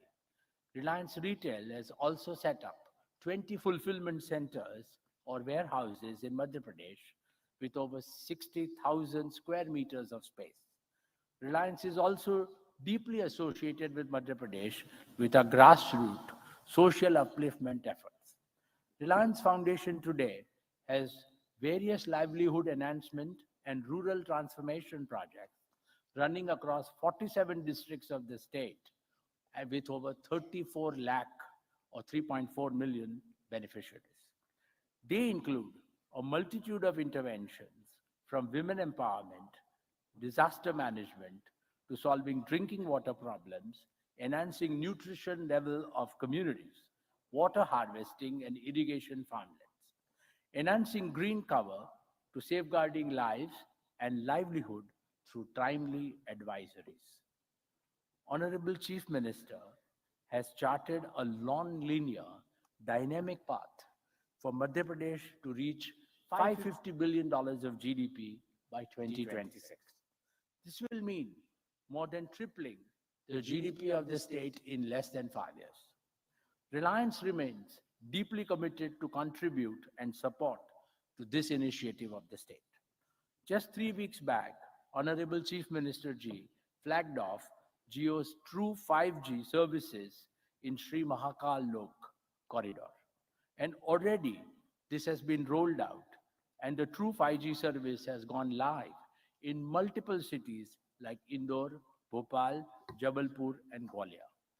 Let me promise from this platform today that Jio stands committed to empower all the 428 tehsils across 52 districts of Madhya Pradesh with true 5G by December 2023.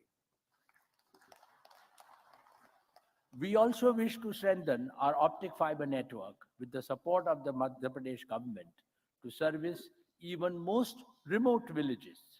We have already rolled out over 5,000 kilometers of fiber laying and plan to double it to 10,000 kilometers.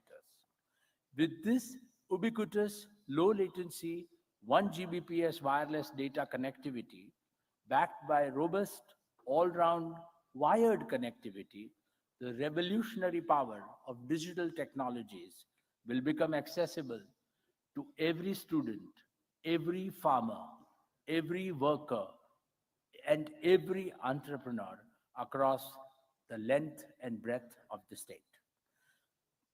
This will positively transform education, farming, and healthcare sectors in particular, and ensure that the world's best services reach every village and town seamlessly. This will also give a boost to the entrepreneurial ambitions of the youth and create value for the society and investors. We are also planning to open 270 new retail outlets in Madhya Pradesh in the next year and double our fuel retailing and advanced mobility solutions footprint. They will support thousands of direct and indirect jobs. As you know, our beloved Prime Minister, Shri Narendra Modi ji, has vowed to make India net carbon zero by 2070. Reliance has made a solemn commitment to lead this zero carbon journey for India. Reliance has set a massive target of enabling 100 plus gigawatts of solar energy generation capacity in India by 2030. With the next generation technology, world-class manufacturing setup, and deep integration, Reliance aims to push the solar power cost to one of the lowest in the world, which will boost India's capability to produce world's most affordable green hydrogen. For this purpose, Reliance will explore multi-gigawatt, round-the-clock renewable energy projects in Madhya Pradesh. It is working on biomass for renewable energy generation and has already invested in Madhya Pradesh for producing densified biomass at 6 sites already. We plan to invest in creating more such facilities. All put together, Reliance has already invested over 22,500 crores in Madhya Pradesh, creating large number of livelihood opportunities in the state and contributing to the state's growth phenomenally.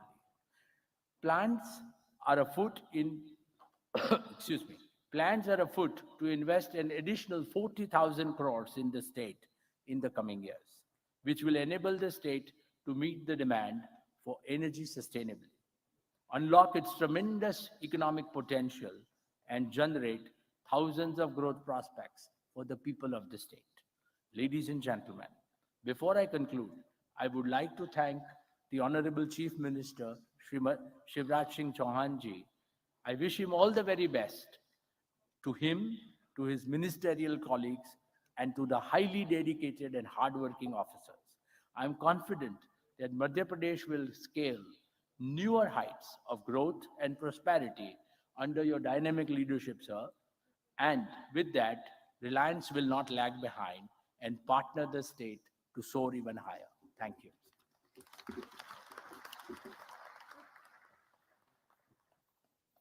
बहुत बहुत धन्यवाद रिलायंस के मध्य प्रदेश में आपके संकल्पों को हमारे साथ साझा करने का। और अब मैं आमंत्रित करती हूँ श्री संजीव बजाज जी को, chairman and managing director Bajaj Finserv limited.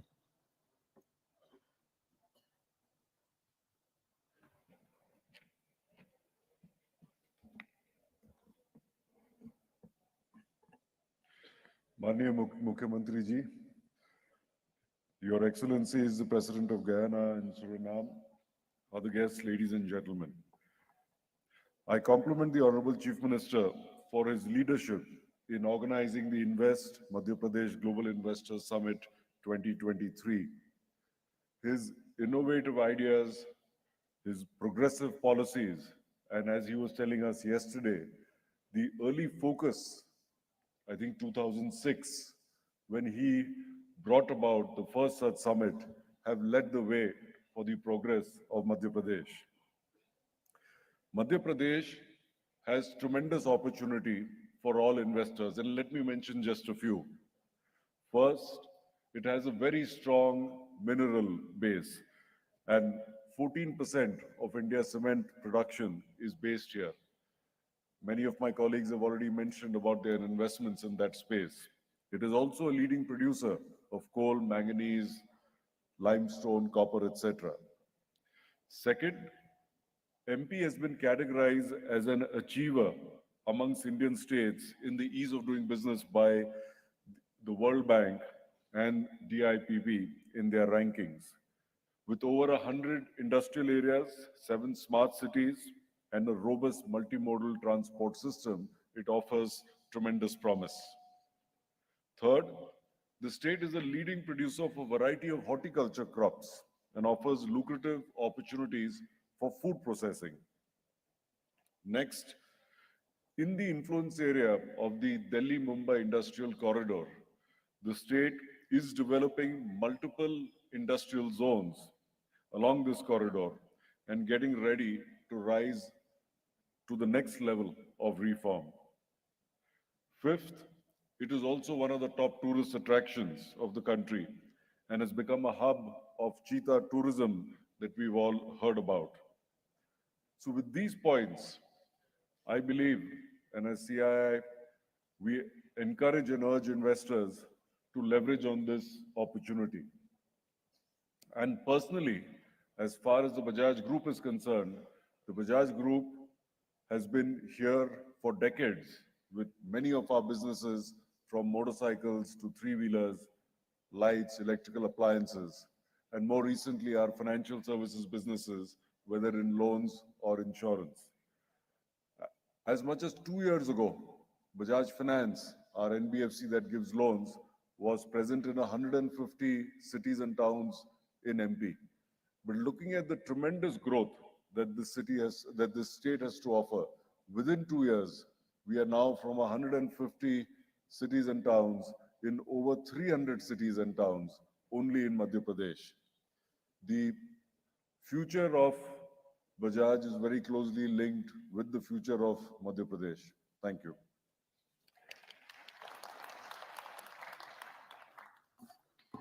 Thank you, sir. Now inviting our next eminent dignitary, Shri Vineet Mittal ji, Chairman, Avada Group.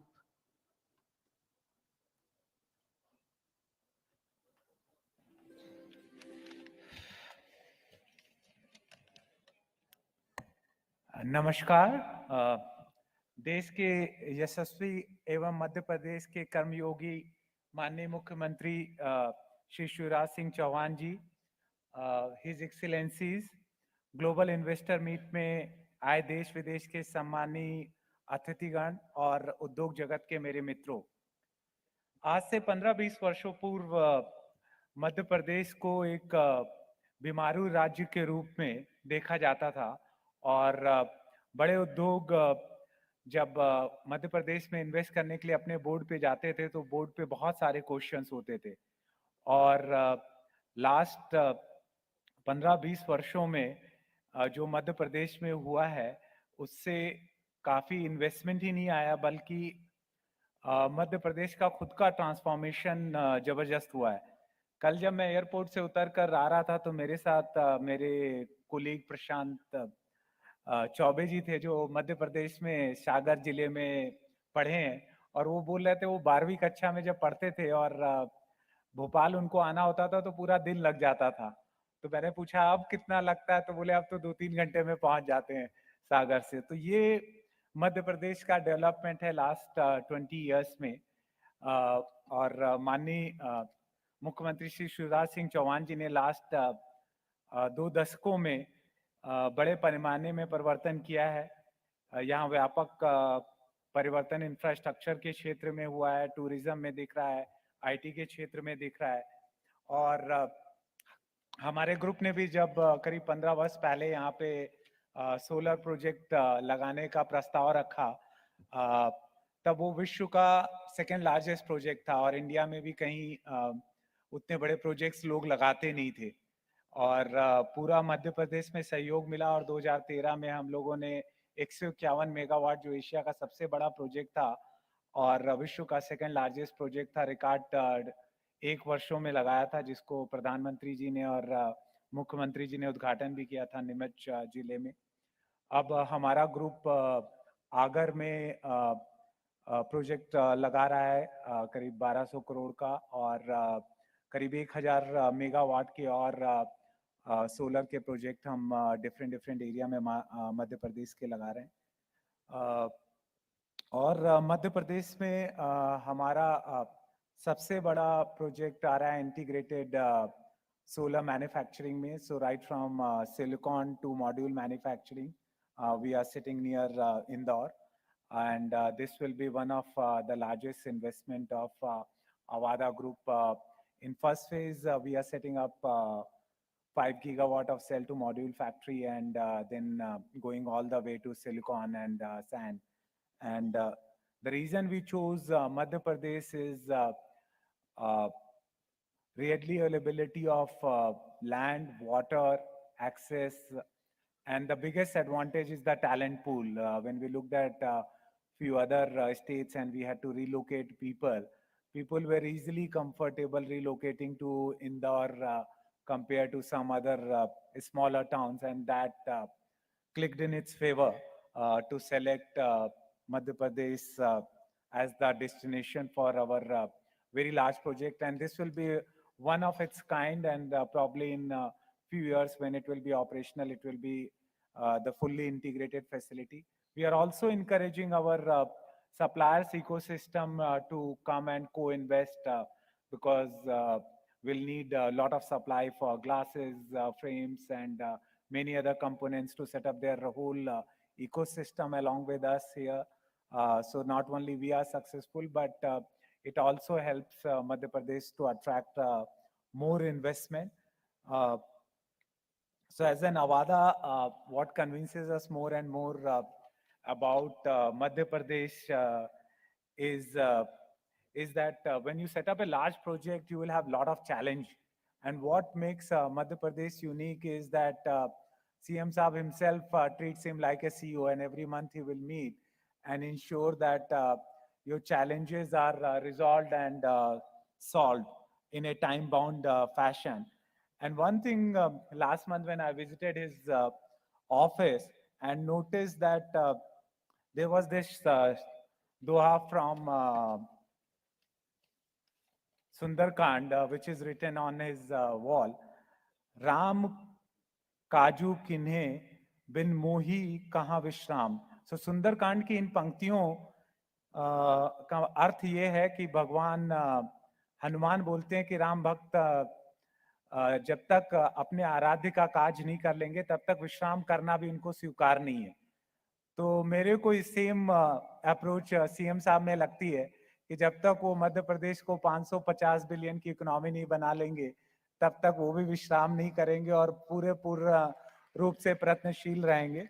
और उनकी इस लगन और सपोर्ट के से कॉन्फिडेंट होके हम लोगों ने अपने बोर्ड को कन्विंस किया इतने बड़े इन्वेस्टमेंट करने के लिए। And we are looking forward to making more and more investments here.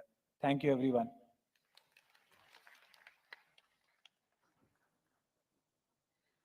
बहुत बहुत धन्यवाद सर, माननीय मुख्यमंत्री जी के लिए आपकी जो मन की बात है वो हमारे साथ साझा करने का, और आपका जो अब मध्य प्रदेश को संभावनाओं का प्रदेश देखते हैं। अब मैं आमंत्रित करती हूँ श्री प्रणव अदानी जी को, managing director Adani agro oil gas limited.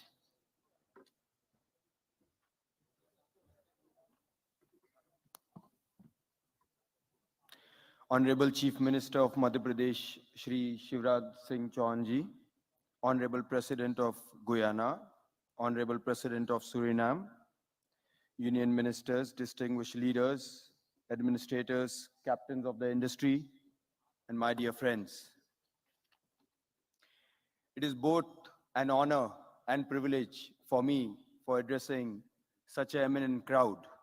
Thank you very much for this opportunity to speak here in Indore at the 2023 Madhya Pradesh Global Investor Summit.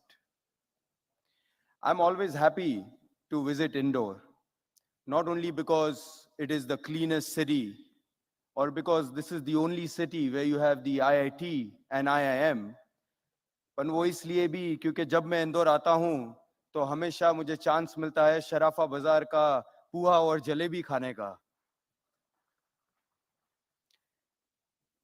You know, Indore is also an eternal tribute to the belief, penance, and sacrifice, values epitomized by the magnificent Khajrana Ganesh Temple and the noble courage of Devi Ahilyabai Holkar. The past 20 years have witnessed a striking turnaround in India's approach to business. I believe the turnaround started in the year 2003 when our Prime Minister Modi ji, then Gujarat's Chief Minister, organized the first vibrant Gujarat Summit, an event that defined the model for all the investor summits that we see around in India. Modi ji's vision has sparked healthy competition among all the states, not only to bring in investments, but also to compete for the ease of doing business. To me, it is hardly surprising that this state is an entrepreneur's delight. After all, Madhya Pradesh is blessed with everything that an entrepreneur could ask for. It has easy accessibility, an abundance of natural resource, a very young, large, literate workforce, and above all, an approachable and efficient administration empowered by the visionary leadership of Shri Shivraj Singh Chauhan ji. It is this rare confluence that so many positives have encouraged many business houses over here to come and invest in Madhya Pradesh, and the Adani Group is privileged to be one of them. Honorable Chief Minister, let me now present an overview of what the Adani Group is doing in Madhya Pradesh and what more we intend to do going forward. Our ongoing projects in Madhya Pradesh have a combined project value of rupees 27,500 crores. We are operational in a large number of sectors, including power generation and transmission, gas distribution, cement manufacturing, integrated natural resource management, roads, agri-processing, defense, logistics, irrigation, and renewable energy. I'm delighted to announce that not only will we continue our investments in all these sectors, but we will also significantly expand our presence in Madhya Pradesh. Our commitment to the state will see us investing in excess of rupees 60,000 crores in a wide variety of projects and sectors, which I anticipate will not only create thousands of direct and indirect jobs, but will also help reshape the economic outlook of several major districts. Close to Indore, our road teams is four-laning the Nanasa-Pitgaon section of National Highway 47. We have taken up the Shakarpench Link Combined Project, a massive piped pressurized water micro-irrigation system. As one of the largest buyers of agriculture commodities in Madhya Pradesh, we are planning to set up a food park and expand our existing logistics network with silos, warehousing, and multimodal logistic parks at 6 locations, which are Dhar, Guna, Damo, Ujjain, and 2 sites here in Indore. These projects will see us investing around 5,250 crores. As the second largest cement manufacturer in the country, we have big plans in Madhya Pradesh. Today, we have only one plant in Katni, but that will change. We will invest additional rupees 3,500 crores to set up 3 more plants in Ametha, Devas, and Bhopal, to almost triple our cement capacity to 7.5 million tons per annum. I'm also pleased to announce that we expect to commission the plant in Ametha this year itself. In line with our commitment to equitable energy transition, we will invest close to rupees 39,000 crores in renewable energy, including manufacturing of solar and wind, and setting up a major pump storage hydro project.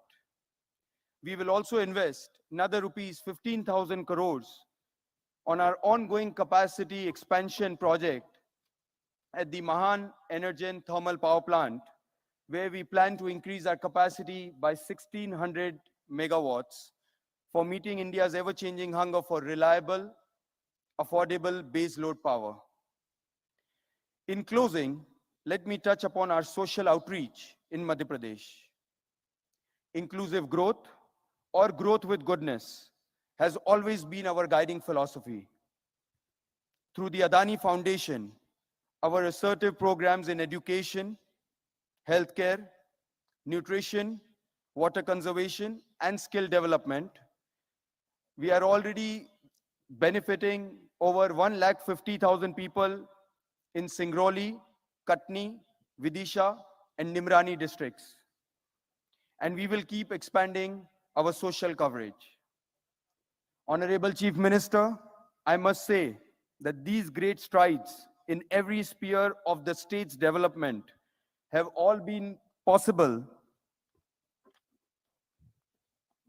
by your vision to build Madhya Pradesh into our nation's most business-friendly, socially equitable investment destination. Your tireless work for the people's welfare, your unfailing politeness, and your unique ability to simultaneously focus on industrial development and social growth have opened the doors of the state to the world of progress.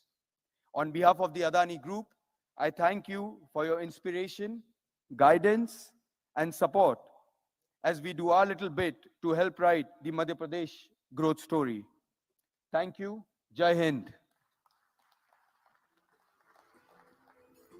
Thank you, sir, for your optimistic views on the growth of Madhya Pradesh and the future footprints which you are going to be casting. And now, ladies and gentlemen, would like to take the privilege and honor of requesting and inviting our distinguished guest of honor, the Honorable President of Suriname, His Excellency Chandrika Prasad Santokhi ji.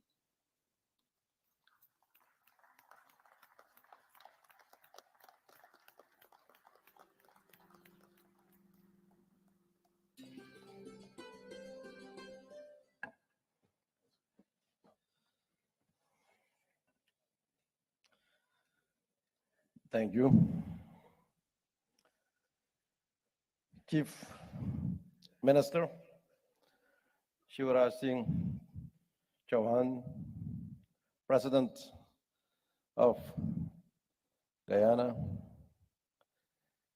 Honorable Excellencies, distinguished ministers, distinguished guests, and a special welcome to the business community from India and all over the world. Ladies and gentlemen, आदरणीय उपस्थित भाई और बहनों, मेरा तरफ से नमस्कार. Good afternoon. I am pleased to deliver the keynote address at this Global Investors Summit. And I believe this Global Investors Summit fits perfectly with the Pravasi Bharatiya Divas, as both have the same goal to optimize the potential of the Indian diaspora. I congratulate the Chief Minister, the Honorable Shivraj Chauhan, who I met personally yesterday, with his vision to make Madhya Pradesh to what it is today. Let us all take this success story and the promising future of sustainable development and growth. Chief Minister, together with your team, you have delivered a model that is both innovative and forward-looking. With the financial, economic, and most of all, the social foundation with the specific roles and responsibilities for the youth and women, you have laid the foundation for improved and sustained economic development.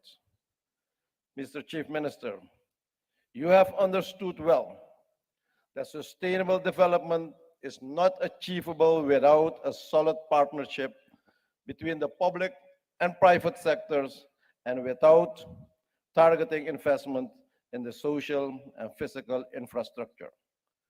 Ladies and gentlemen, we live indeed in challenging times with a deepening crisis in Eastern Europe affecting the world as a whole and the potential to set major economies back for years. Add to this the impact of COVID-19 pandemic, the debt burden in many small developing economies, the effects of climate change, the limited access to investment financing, etc., then you will understand that many countries face a dire financial economic situation. At the same time, any crisis brings about opportunities that need to be seized with confidence. For example, global financial investment flows have been rerouted from Europe to Southeast Asia.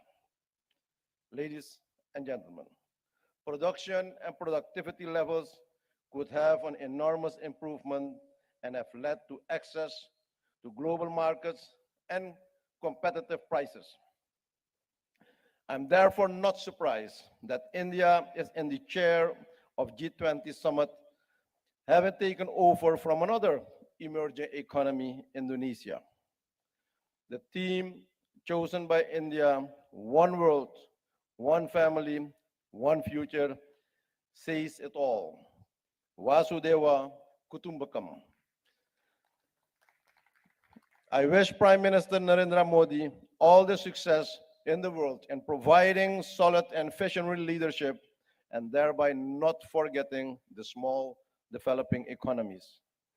I'm convinced that he, as G20 chairman, and India will lead the way towards a more just and correct international system, both from a political and economic perspective. India's chairmanship of the G20 is undoubtedly an opportunity not to waste, but to pave a future road in the global financial architecture. It is a global platform to resolve current issues that hamper the growth of our economies. My country, Suriname, therefore supports India in its bid to a non-permanent seat in the United Nations Security Council at the United Nations. India's role in the world is increasingly becoming important and recognized. India and the Indian diaspora has made its entrance in the global and national corporate world for a while now. But lately, we have seen an increase in the selection and presence of Indians in leadership positions in many large companies. This opens up opportunities which we must take advantage of and utilize for the further development of our countries. The diaspora business community must be involved in taking our economies to a new level of social responsibility and sustainable development of our societies in the future. In this regard, I'm delighted that the Caribbean region is represented at this event by both Guyana and Suriname. Our presence here only underlines our commitment to strengthening the synergies between our countries and the regions to forge partnership and build long-term cooperation. Both countries have been blessed by proven oil and gas resources in the billions. With good management, they can jumpstart our economies to a new level of development. Suriname stands on the cusp of promising developments in the oil and gas industry. As we are all aware, the future of oil and gas industry in light of climate change is a topic of significant debate and uncertainty. Some believe that the industry will not continue to play a significant role in the global energy mix for the foreseeable future. However, ladies and gentlemen, I don't see it in this way. While there are alternatives to fossil fuels such as hydrogen, biogas, solar energy, wind energy, propane, and natural gas, specific applications such as aviation and shipping cannot fully make use of this at this moment. Still, these applications look for another alternatives, how they can cut the impact on the climate, and therefore I believe that industry will continue, but in a green way, in an environment-friendly manner, with more advanced technology.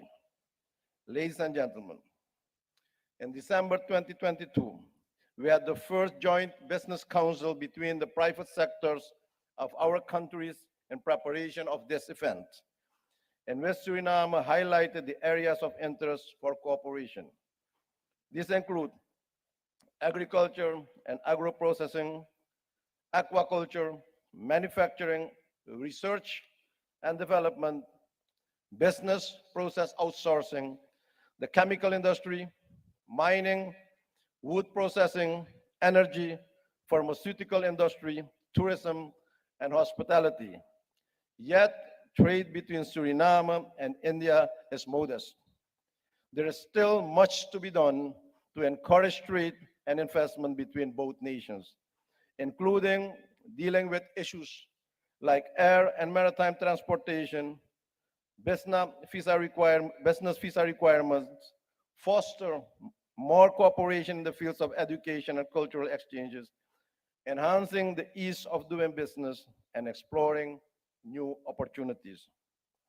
Our Suriname Investment Trade Agency, SITA, will be the government's single point of entry to guide foreign investors through the process of establishing their company in Suriname.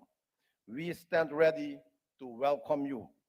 Suriname will facilitate Indian companies to set up businesses in Suriname and serve the wider region, including CARICOM and the Central South America, a market of 600 million people. With a growing middle class, we can be the supply chain hub for you for this region. You are part of our community as much as we are part of your community. The government of Suriname is committed to encouraging the development of business relations between Suriname and India. We are willing to provide all necessary support to enhance trade between the two countries.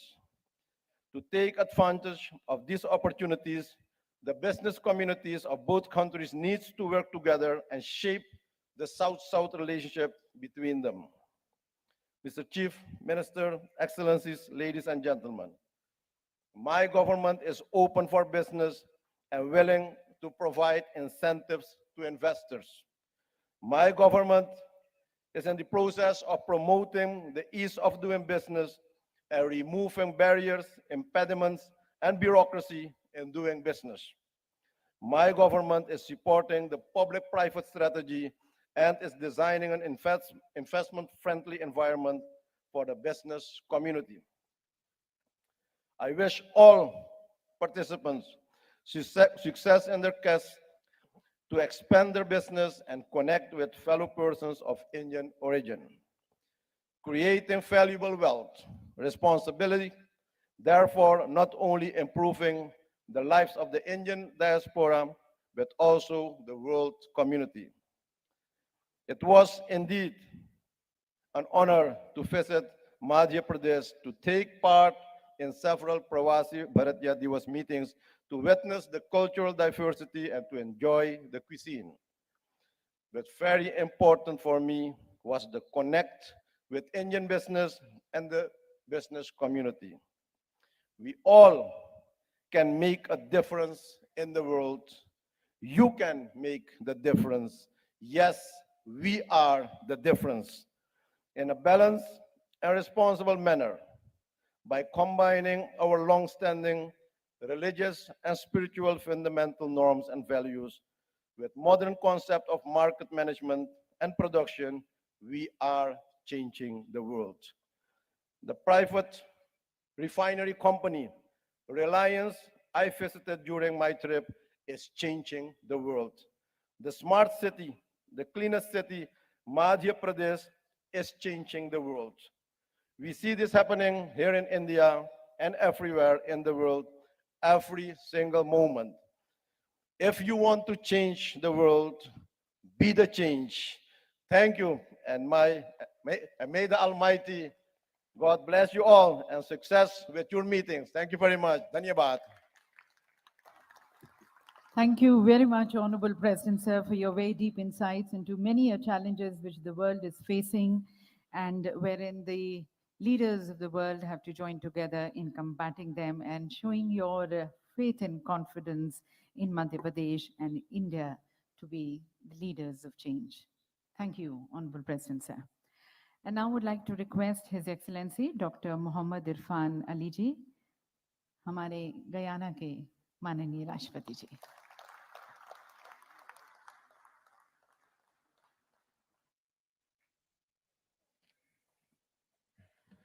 Thank you very much, my dear friend, President Santokhi, Prime Minister Modi, Union Ministers, Chief Minister, and members of the Madhya Pradesh Cabinet and Government, distinguished ladies and gentlemen.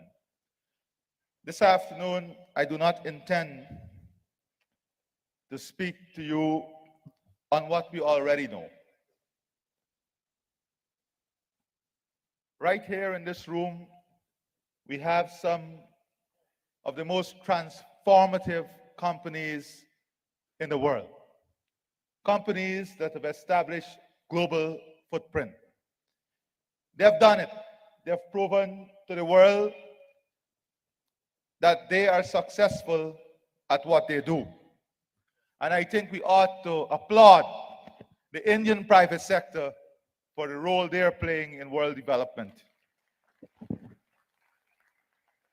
But none of this could have occurred without the right ecosystem, the right investment environment, the right policies and programs to stimulate the investment and growth. And that is where the role of good governance and good policy making comes in. And we must applaud the government of India and here in Madhya Pradesh, his chief minister and his cabinet for the type of policies and programs they have instituted to ensure this growth and development that we are seeing. You know, many of you may look at my own country, Guyana, and say we have a very small population. I want to position to you this morning that that is true. But also remember that the UAE and Qatar, look at their population and look at where they are today. By the grace of God, we have been blessed with the same resource and a bit more in our natural resources. And with that resource that is available now to us, we intend to position Guyana as a global leader in many areas. We are humble about our approach to growth and development. We are humble about our approach to the transformation of our society and our people. And we understand that we have a global responsibility. We have a responsibility to ensure that our growth and development is balanced and promote a world that is safer, a world that transitions itself into one in which the planet will be a better place in which all of us can live. Indeed, India is demonstrating to the world with innovation, technology, human resource transformation, good policy, strong global leadership, that they are ready and willing to lead in this revolution. And that is why it is in that context that this investment forum is critical for us. I invite the world to visit Indore and have a physical demonstration as to how transformation has led to the cleanest city in India. You want a real-life experience, come here and see it for yourselves. I have seen it. You want an experience to see what dynamic leadership, good policy making, and a conducive eco-investment environment is, come and speak to the Chief Minister of Madhya Pradesh and his government, and you will have an experience of what that is. Today, many of the companies here will come together under one roof. I urge you not to seek to win alone, but to seek to create a win-win environment in which you can build partnership, in which you can form consortiums, in which you can look at untapped areas. And I can say maybe in this investment forum, on a per capita basis, Guyana may have the largest delegation here at this investment forum, on a per capita basis. And I've urged the private sector of Guyana to ensure they form partnership and build consortium to unlock the potential that exists within our country. We need the technology, the human skills, and of course the capital. But not only in an outward way. Here in this great state, there are opportunities for even our local private sector to participate. And we have urged, and we're working with the Chief Minister and his government in outlining a clear, definitive strategy in an MOU in areas of cooperation that we want to work with the state on in building private sector, all of which must be driven by the private sector, supported by strong signaling from the government of India, this state, and the government of Guyana that we are ready to marry the private interest in stimulating growth and advancement of business opportunity. If you use a recent example of the pandemic, many of you may say we are so far apart. We are so far apart in establishing businesses. But the COVID-19 pandemic taught us a very important lesson as to how close we are to each other. In one sweep, one pandemic, one virus affected the entire world, the entire global system, the entire economy. Why is it with the type of capability that we have in technology, we can develop an ecosystem that can also affect the world in a clean sweep with the right environment and policy framework? And this is where India must provide leadership. This is where the industry leaders who are here must look at establishing a new framework through which you can create this leadership.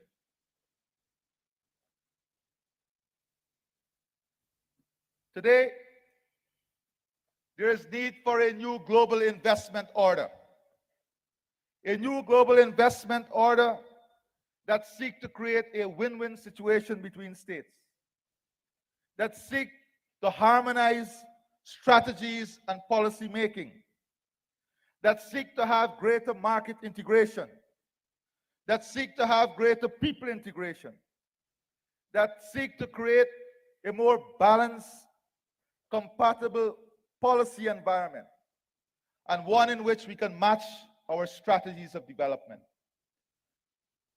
Guyana, India, and this state that we are in today, when you look at the commonality of the vision and the goals that we want to achieve, we can have a clear match of strategy, a clear match of policy that gives the private sector the level of predictability and comfort that they require to make long-term investment.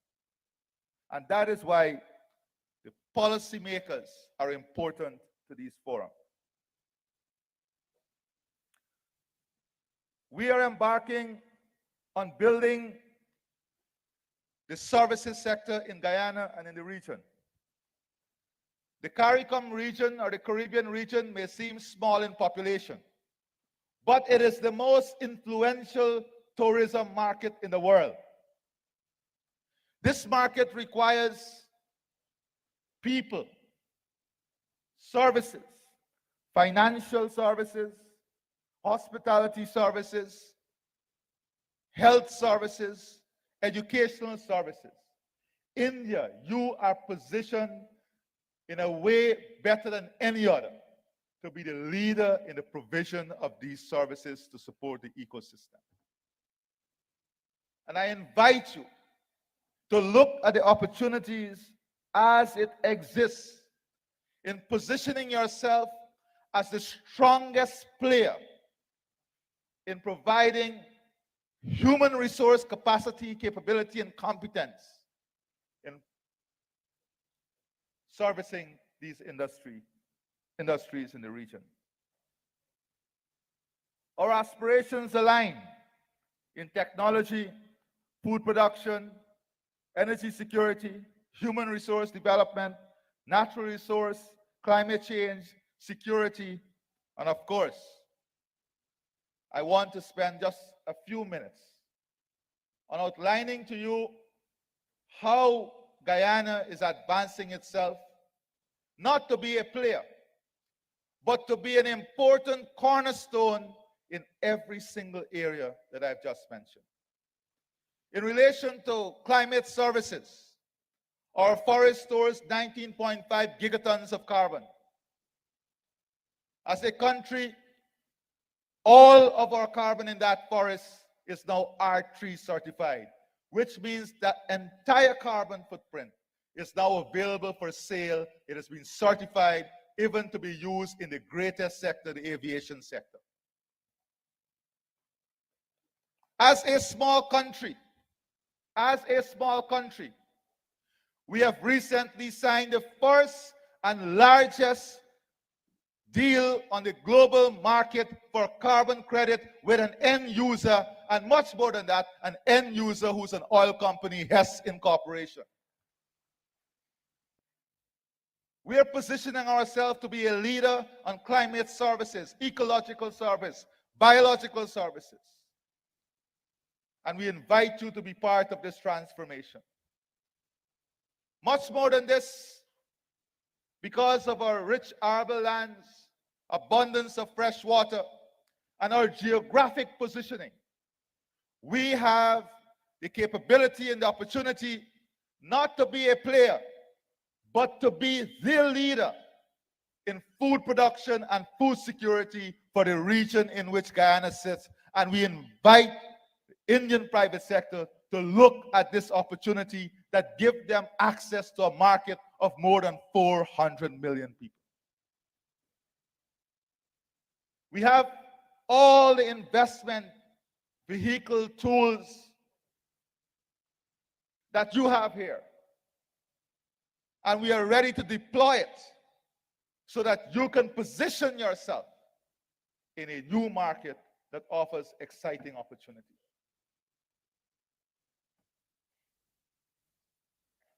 Our global strategy must see this integration. In another 2 years, we should be producing 1.2 million barrels of oil per day. 1.2 million barrels of oil per day. And there is a moral question that the world asks: how long would be the life cycle of oil in this new global scenario? And I want to ask a different question. It is clear that oil will still play a leading role in the foreseeable future. But who determines who must produce that oil? There is a great policy environment that we now operating in which new financing for oil investment is being trapped in an environment that see the cost of financing very high and maybe not even available. But isn't this protecting a monopoly that exists already? And isn't this creating an environment in which newcomers to the sector are placed at a disadvantage? It's a moral question. It's a moral question. So our policy is very simple. We must exploit this resource as fast as possible in ensuring that the revenues that come build an economy that is strong, resilient, and sustainable on many and standing on many other pillars in a world 2030 and beyond. The world 2030 and beyond is going to be a much different world than we see today. Unless we reinvent ourselves and reposition ourselves in governments and in the private sector, we will not be able to build an ecosystem around our businesses that can compete in a world 2030 and beyond. The world 2030 and beyond, as we heard, will see India in the top 3 economies in the world. How are we preparing ourselves to function in that world? How are we extending our global footprint in this new evolution of things? And I want to give the example of cricket, because all of us love cricket. But it's a very serious example that requires a lot of inward looking. We are working on a plan now to position Guyana as a major destination for world cricket. I've recently brought in Sir Clive Lloyd, and I'm working now, negotiating with a major Indian cricketing name to position Guyana as a mecca of cricket in the geographic location we are in, close to North America, close to the US and Canada. I want to remind the Indian Cricket Board that not so long ago there were other powers who were the big players and movers of cricket. Because of innovation and forward planning, you have been able to take that position in global cricket. But if you do not continue to innovate and position yourselves, you'll be making a big mistake. One of the biggest mistakes that these powers of cricket made was to have too much inward-looking policies, trying to capture only a segment. I offer you the opportunity to make Guyana your next investment destination in building out the cricket product. Guyana is the home now for the CPL finals for the next 3 years. How can we build a product that will bring in the North American market in an environment that is close to the market? We as a government are willing to invest in the infrastructure. We as a government are willing to invest in the ecosystem to support this. You have the power to do it. And I extend this invitation to you to do it with us. we are ready to do it with you.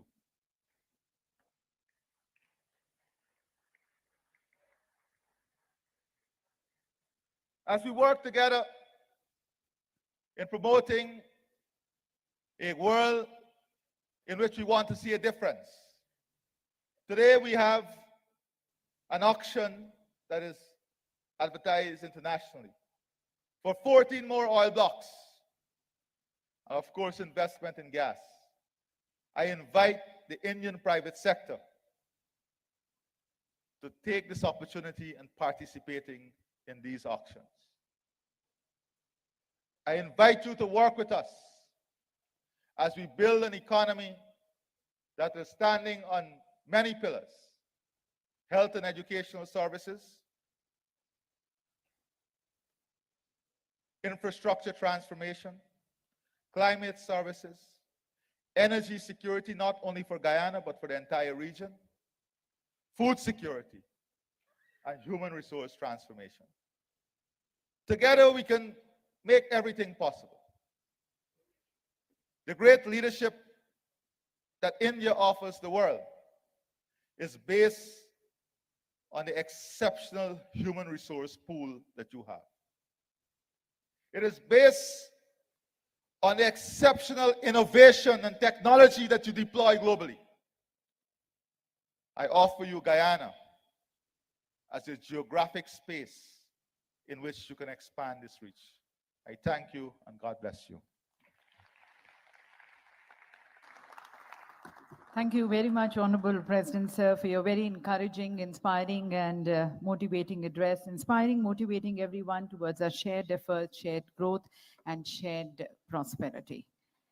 And ladies and gentlemen, I would now like to request Shri Nadir Godrej, the Chairman and Managing Director, Godrej Industries Limited, for his views and commitments.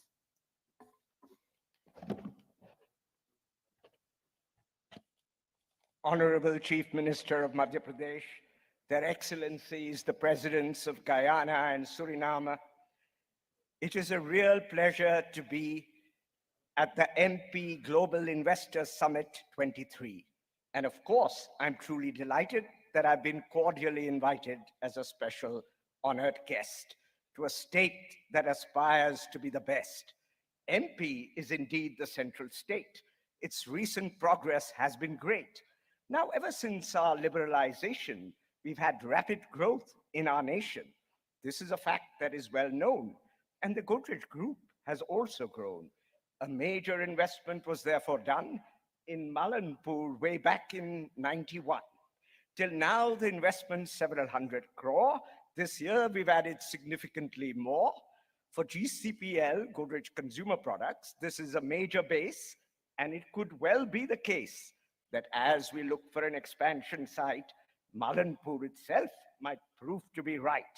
Indeed, if we are enticed to go there, Malanpur could have the lion's share. I'm sure you think it's very nifty that our employment is 1,250. Now that we will add on hair creme, we'll employ 75 more of them. 2 lakh farmers' needs are met by our Godrej Agrovet. Godrej Capitals in MP for sure. In fact, right here in Indore. In Bhopal, they will soon expand. Their property loans will be on hand. And in MP, I'm sure we'll see steadily increasing activity. In the past, whatever we have sought, we did receive good support. In the future, too, we're very sure this good support will endure. The progress has been very steady, but now MP is future ready. Our CSR takes us quite far, and Madhya Pradesh is the star. And here we are really ahead with our program called Embed, Elimination of Mosquito-Borne Endemic Disease. With this program, millions can get a release. On rapid progress, we're always bent. The reduction in cases is 70%. Malaria and dengue we need to sap. A useful tool is our treatment app. A lot of progress is what we see. Many of our villages are malaria-free. 9,000 beauticians have been skillfully trained. A steep jump in income has been clearly gained. With training in sanitation, waste management and hygiene, improved health parameters have clearly been seen. Our CSR team, I'd like to applaud for the CSR Universe Social Impact Award. 2022 for health and sanitation, an important priority for our nation. Our Malanpur plant aspires to be clean. Most of our energy we'd like to be green. In time, this will be eminently doable. 30% is already renewable. But as we add biomass cogeneration, 3/4 of our energy is our aspiration. So we'll be largely clean, not at all dirty, and we'll do it well before 2030. A strong relationship is what we see hand in hand.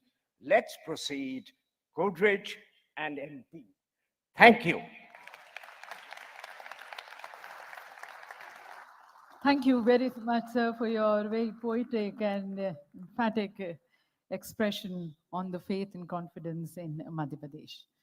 और देवी सज्जनों, अब माननीय मुख्यमंत्री जी को आमंत्रित करते हुए मैं सिर्फ माननीय प्रधानमंत्री जी की कविता की 2 पंक्तियां यहाँ पर कहना चाहूंगी।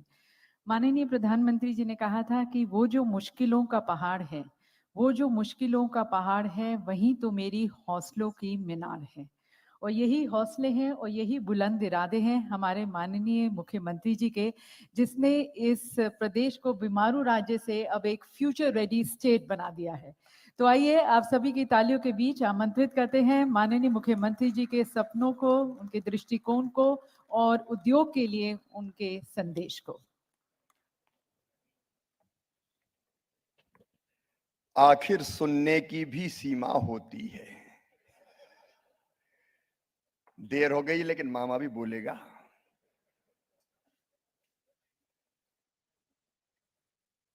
हमारे बीच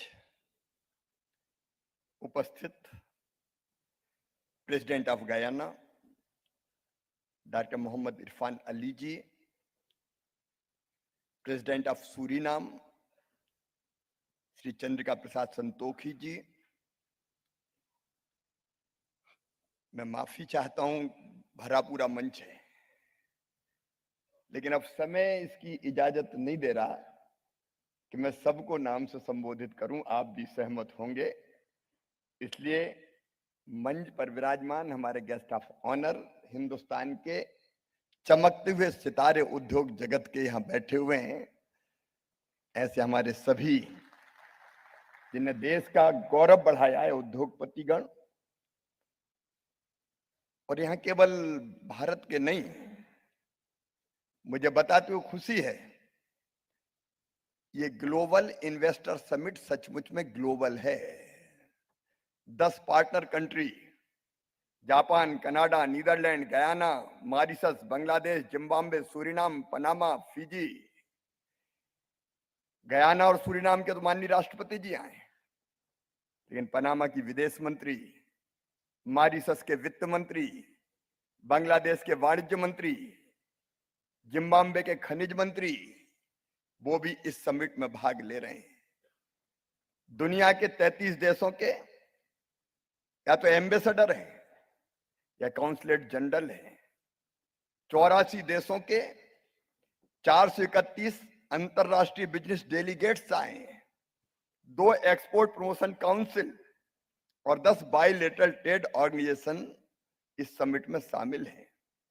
मित्रों, यहां 1-to-1 भी आपके बीच भी होगा, बायर सेलर मीट भी है, और अंतरराष्ट्रीय प्रदर्शनी में 15 देशों ने स्टॉल अपने लगाए हैं। बायर सेलर मीट के भी 364 अंतरराष्ट्रीय वायर समिट में आ रहे हैं।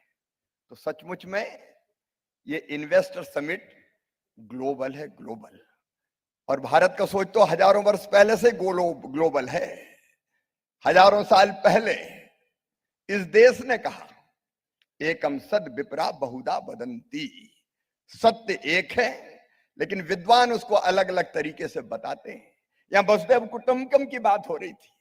भारत ने हजारों साल पहले कहा, अयम निजम परा वेत्ति गणना लघु चेत साम उदार चरिता नाम तो वसुधैव कुटुंबकम। ये मेरा है, ये तेरा है, ये सोच छोटे दिल वालों का है। जो विशाल हृदय के होते हैं वो तो कहते हैं सारी दुनिया ही एक परिवार है। ये सारी दुनिया एक परिवार है और इसलिए दुनिया भर के 84 देशों से आए हुए सभी प्रतिनिधियों का मैं मध्य प्रदेश की इस पवित्र धरती पर हृदय से स्वागत करता हूं, हृदय से अभिनंदन करता हूं। अभी हमारे जब उद्योगपति मित्र बोल रहे थे तब वो चर्चा कर रहे थे पहले मध्य प्रदेश कैसा था, विशेषकर फिरोदिया साहब बहुत पहले से यहाँ थे। उन्होंने बताया कि टूटी फूटी सड़कें, ये बात सही है कि एक जमाना था जब मध्य प्रदेश बीमारू राज्य कहा जाता था। मैंने एक बार अमेरिका में कहा और इंदौर के सुपर कॉरिडोर को देख के कहा था कि हमारी सड़कें तो अमेरिका से अच्छी हैं, तो कुछ लोगों ने हल्ला मचा दिया।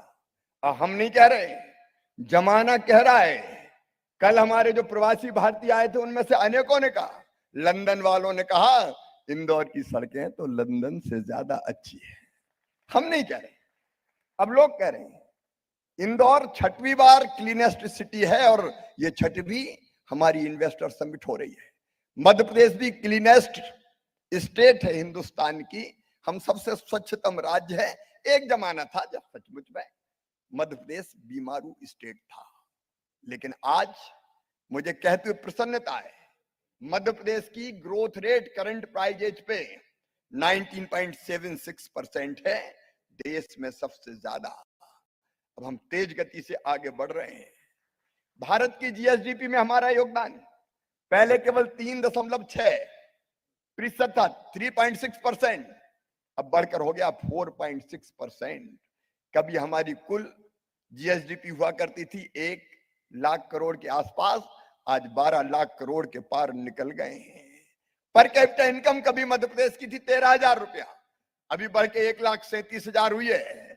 लेकिन इससे हमें चैन नहीं है, संतोष नहीं है, इसलिए तो हम दिन और रात काम कर रहे हैं। इससे आगे और आगे हमें ले जाना है।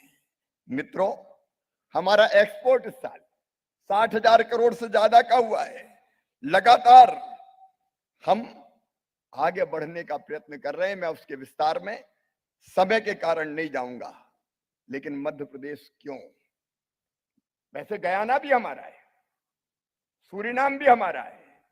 अब वहां भी इन्वेस्टमेंट कीजिए, ये प्लेटफॉर्म है सबको मिलाने का।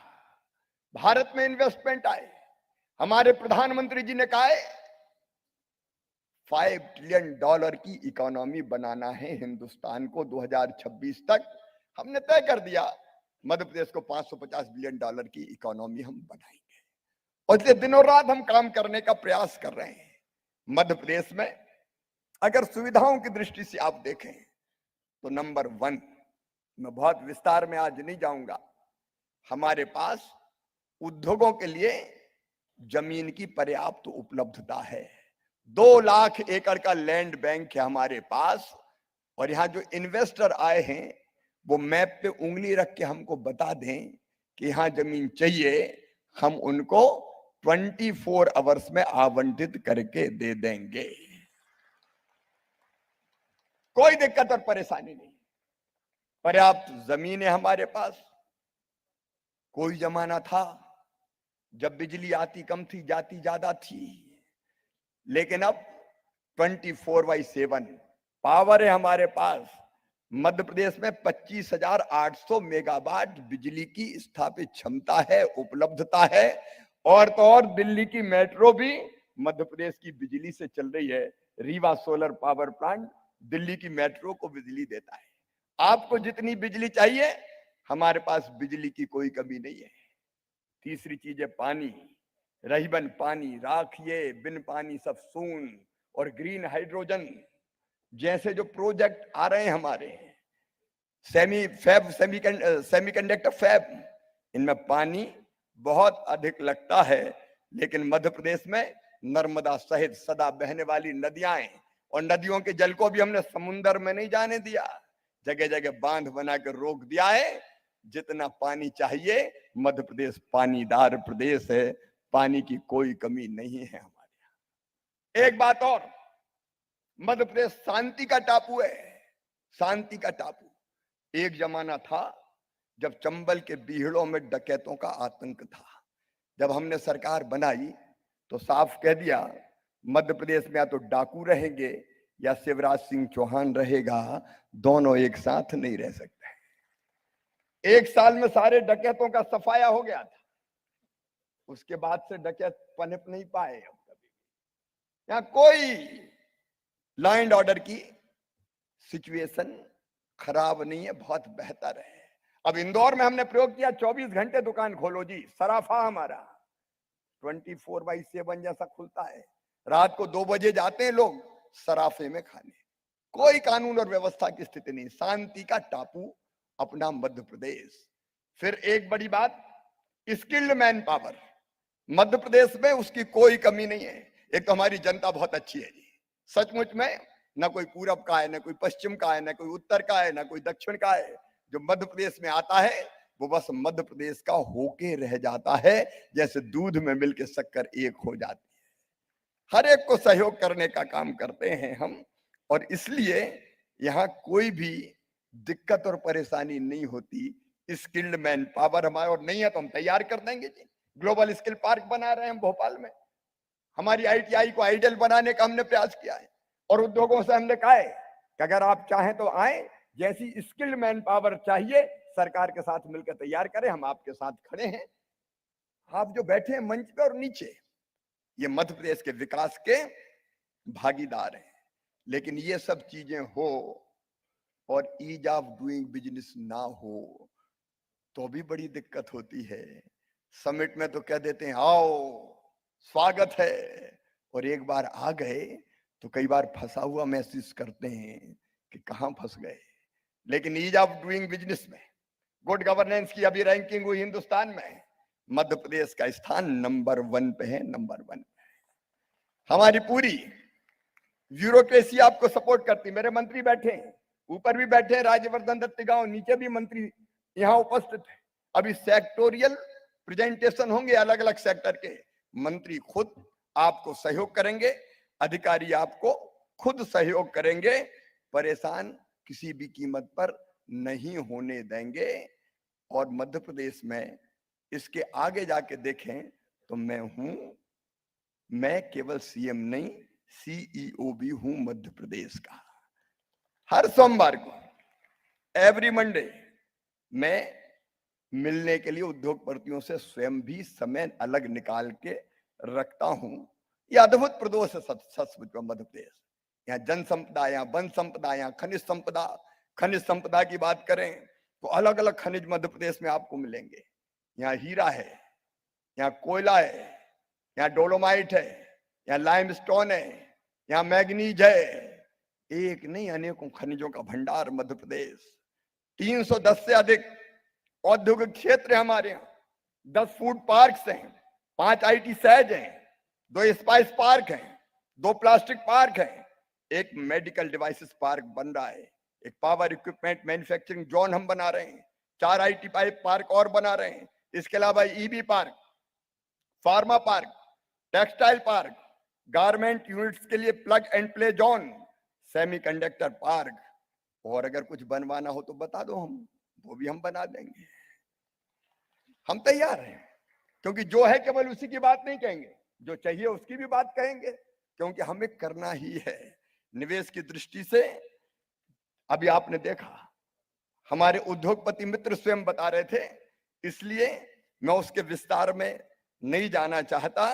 हमारे फोकस के सेक्टर्स भी आपके सामने आइए। 251 खदानें हैं हमारे यहाँ, सिलिका, लाइमस्टोन। और एक बात और राज्य की बता दूं, मध्य प्रदेश में कई स्ट्रेटेजिक रॉ मटेरियल्स का उत्पादक है। यहाँ कई ऐसे रॉ मटेरियल्स उपलब्ध हैं जो रक्षा और एयरक्राफ्ट के उपकरण बनाने में उपयोगी हैं, जैसे copper, molybdenum, rock phosphate, uranium और प्लेटिनम जैसे रेयर मेटल्स की संभावनाओं को भी हम एक्सप्लोर कर रहे हैं, लगातार हम देख रहे हैं।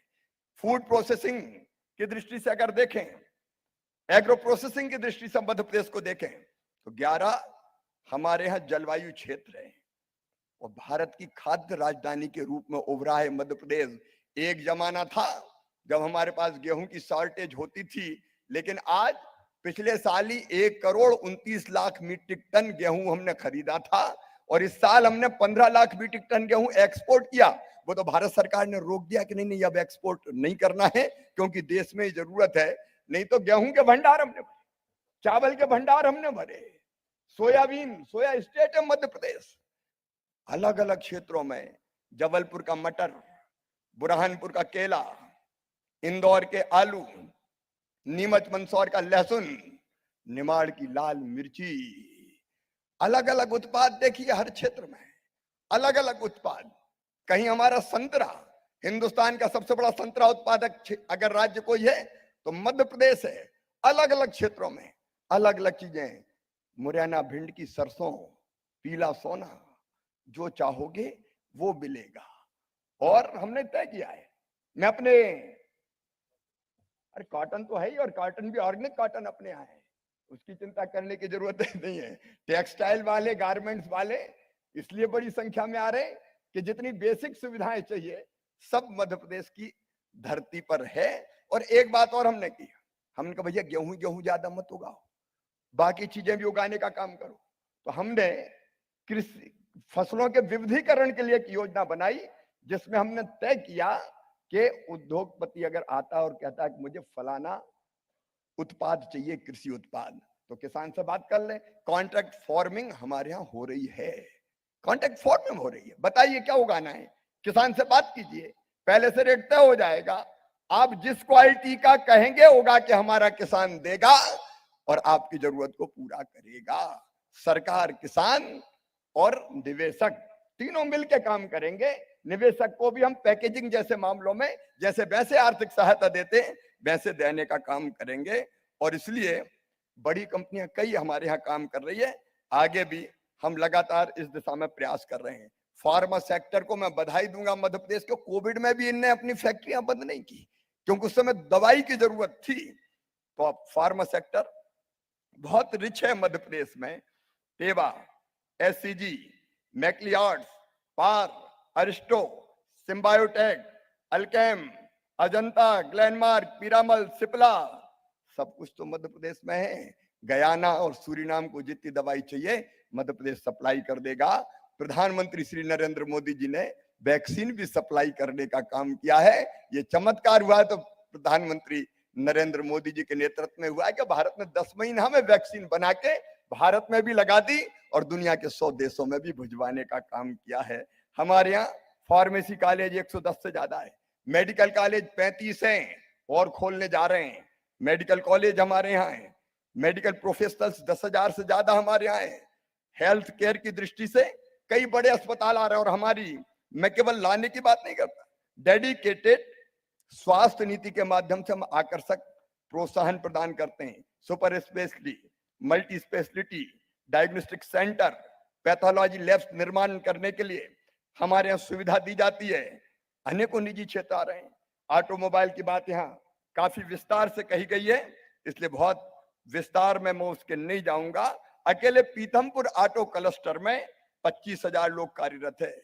जो आवश्यक सपोर्ट इंफ्रा चाहिए ऑटोमोबाइल सेक्टर के लिए, इंडो जर्मन टूम रूम हमारे यहाँ है, the central farm machinery training and testing institute हमारे यहाँ है, ऑटो टेस्टिंग ट्रैक हमारे यहाँ है, नेटवर्क्स हमारे यहाँ है। ऑटोमोबाइल सेक्टर की वैल्यू चेन के हर स्तर जैसे कंपोनेंट मैन्युफैक्चरिंग और सहयोगी इकाइयां हमारे यहाँ स्थापित है। और अब तो ईबी का मैंने बताया वो भी हम स्थापित कर रहे हैं।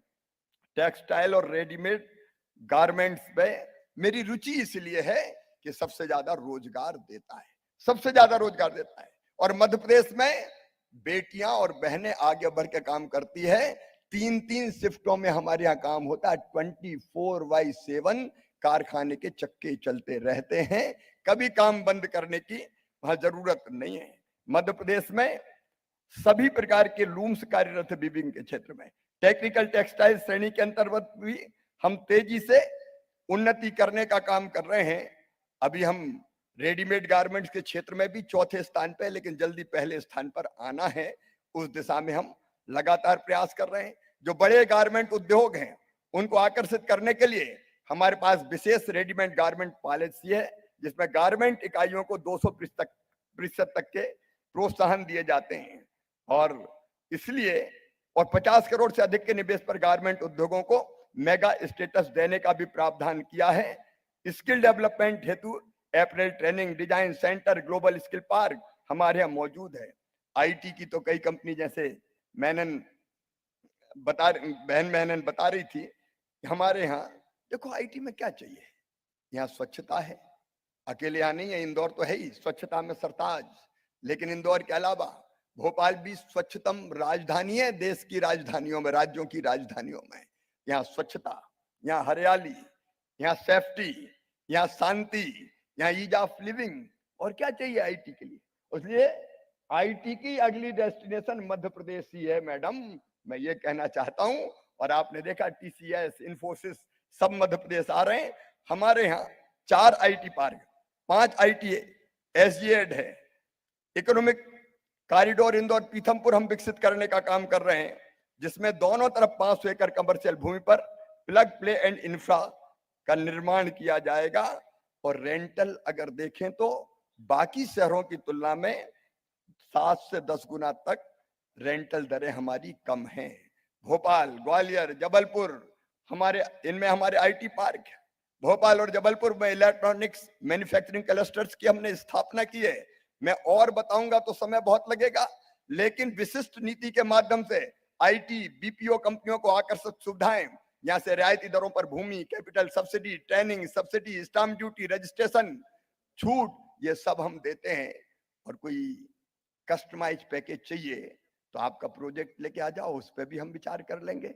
अपनी टीम के साथ हम बैठते हैं, विचार करते हैं, और अगर कोई छूट या सुविधा देनी होती तो वो देने का काम करते हैं। डिफेंस के सेक्टर में मुझे कहते हुए गर्व है, जबलपुर, ग्वालियर, इटारसी, कटनी में डिफेंस इक्विपमेंट प्रोडक्शन और अनुसंधान के कई उपक्रम संचालित है।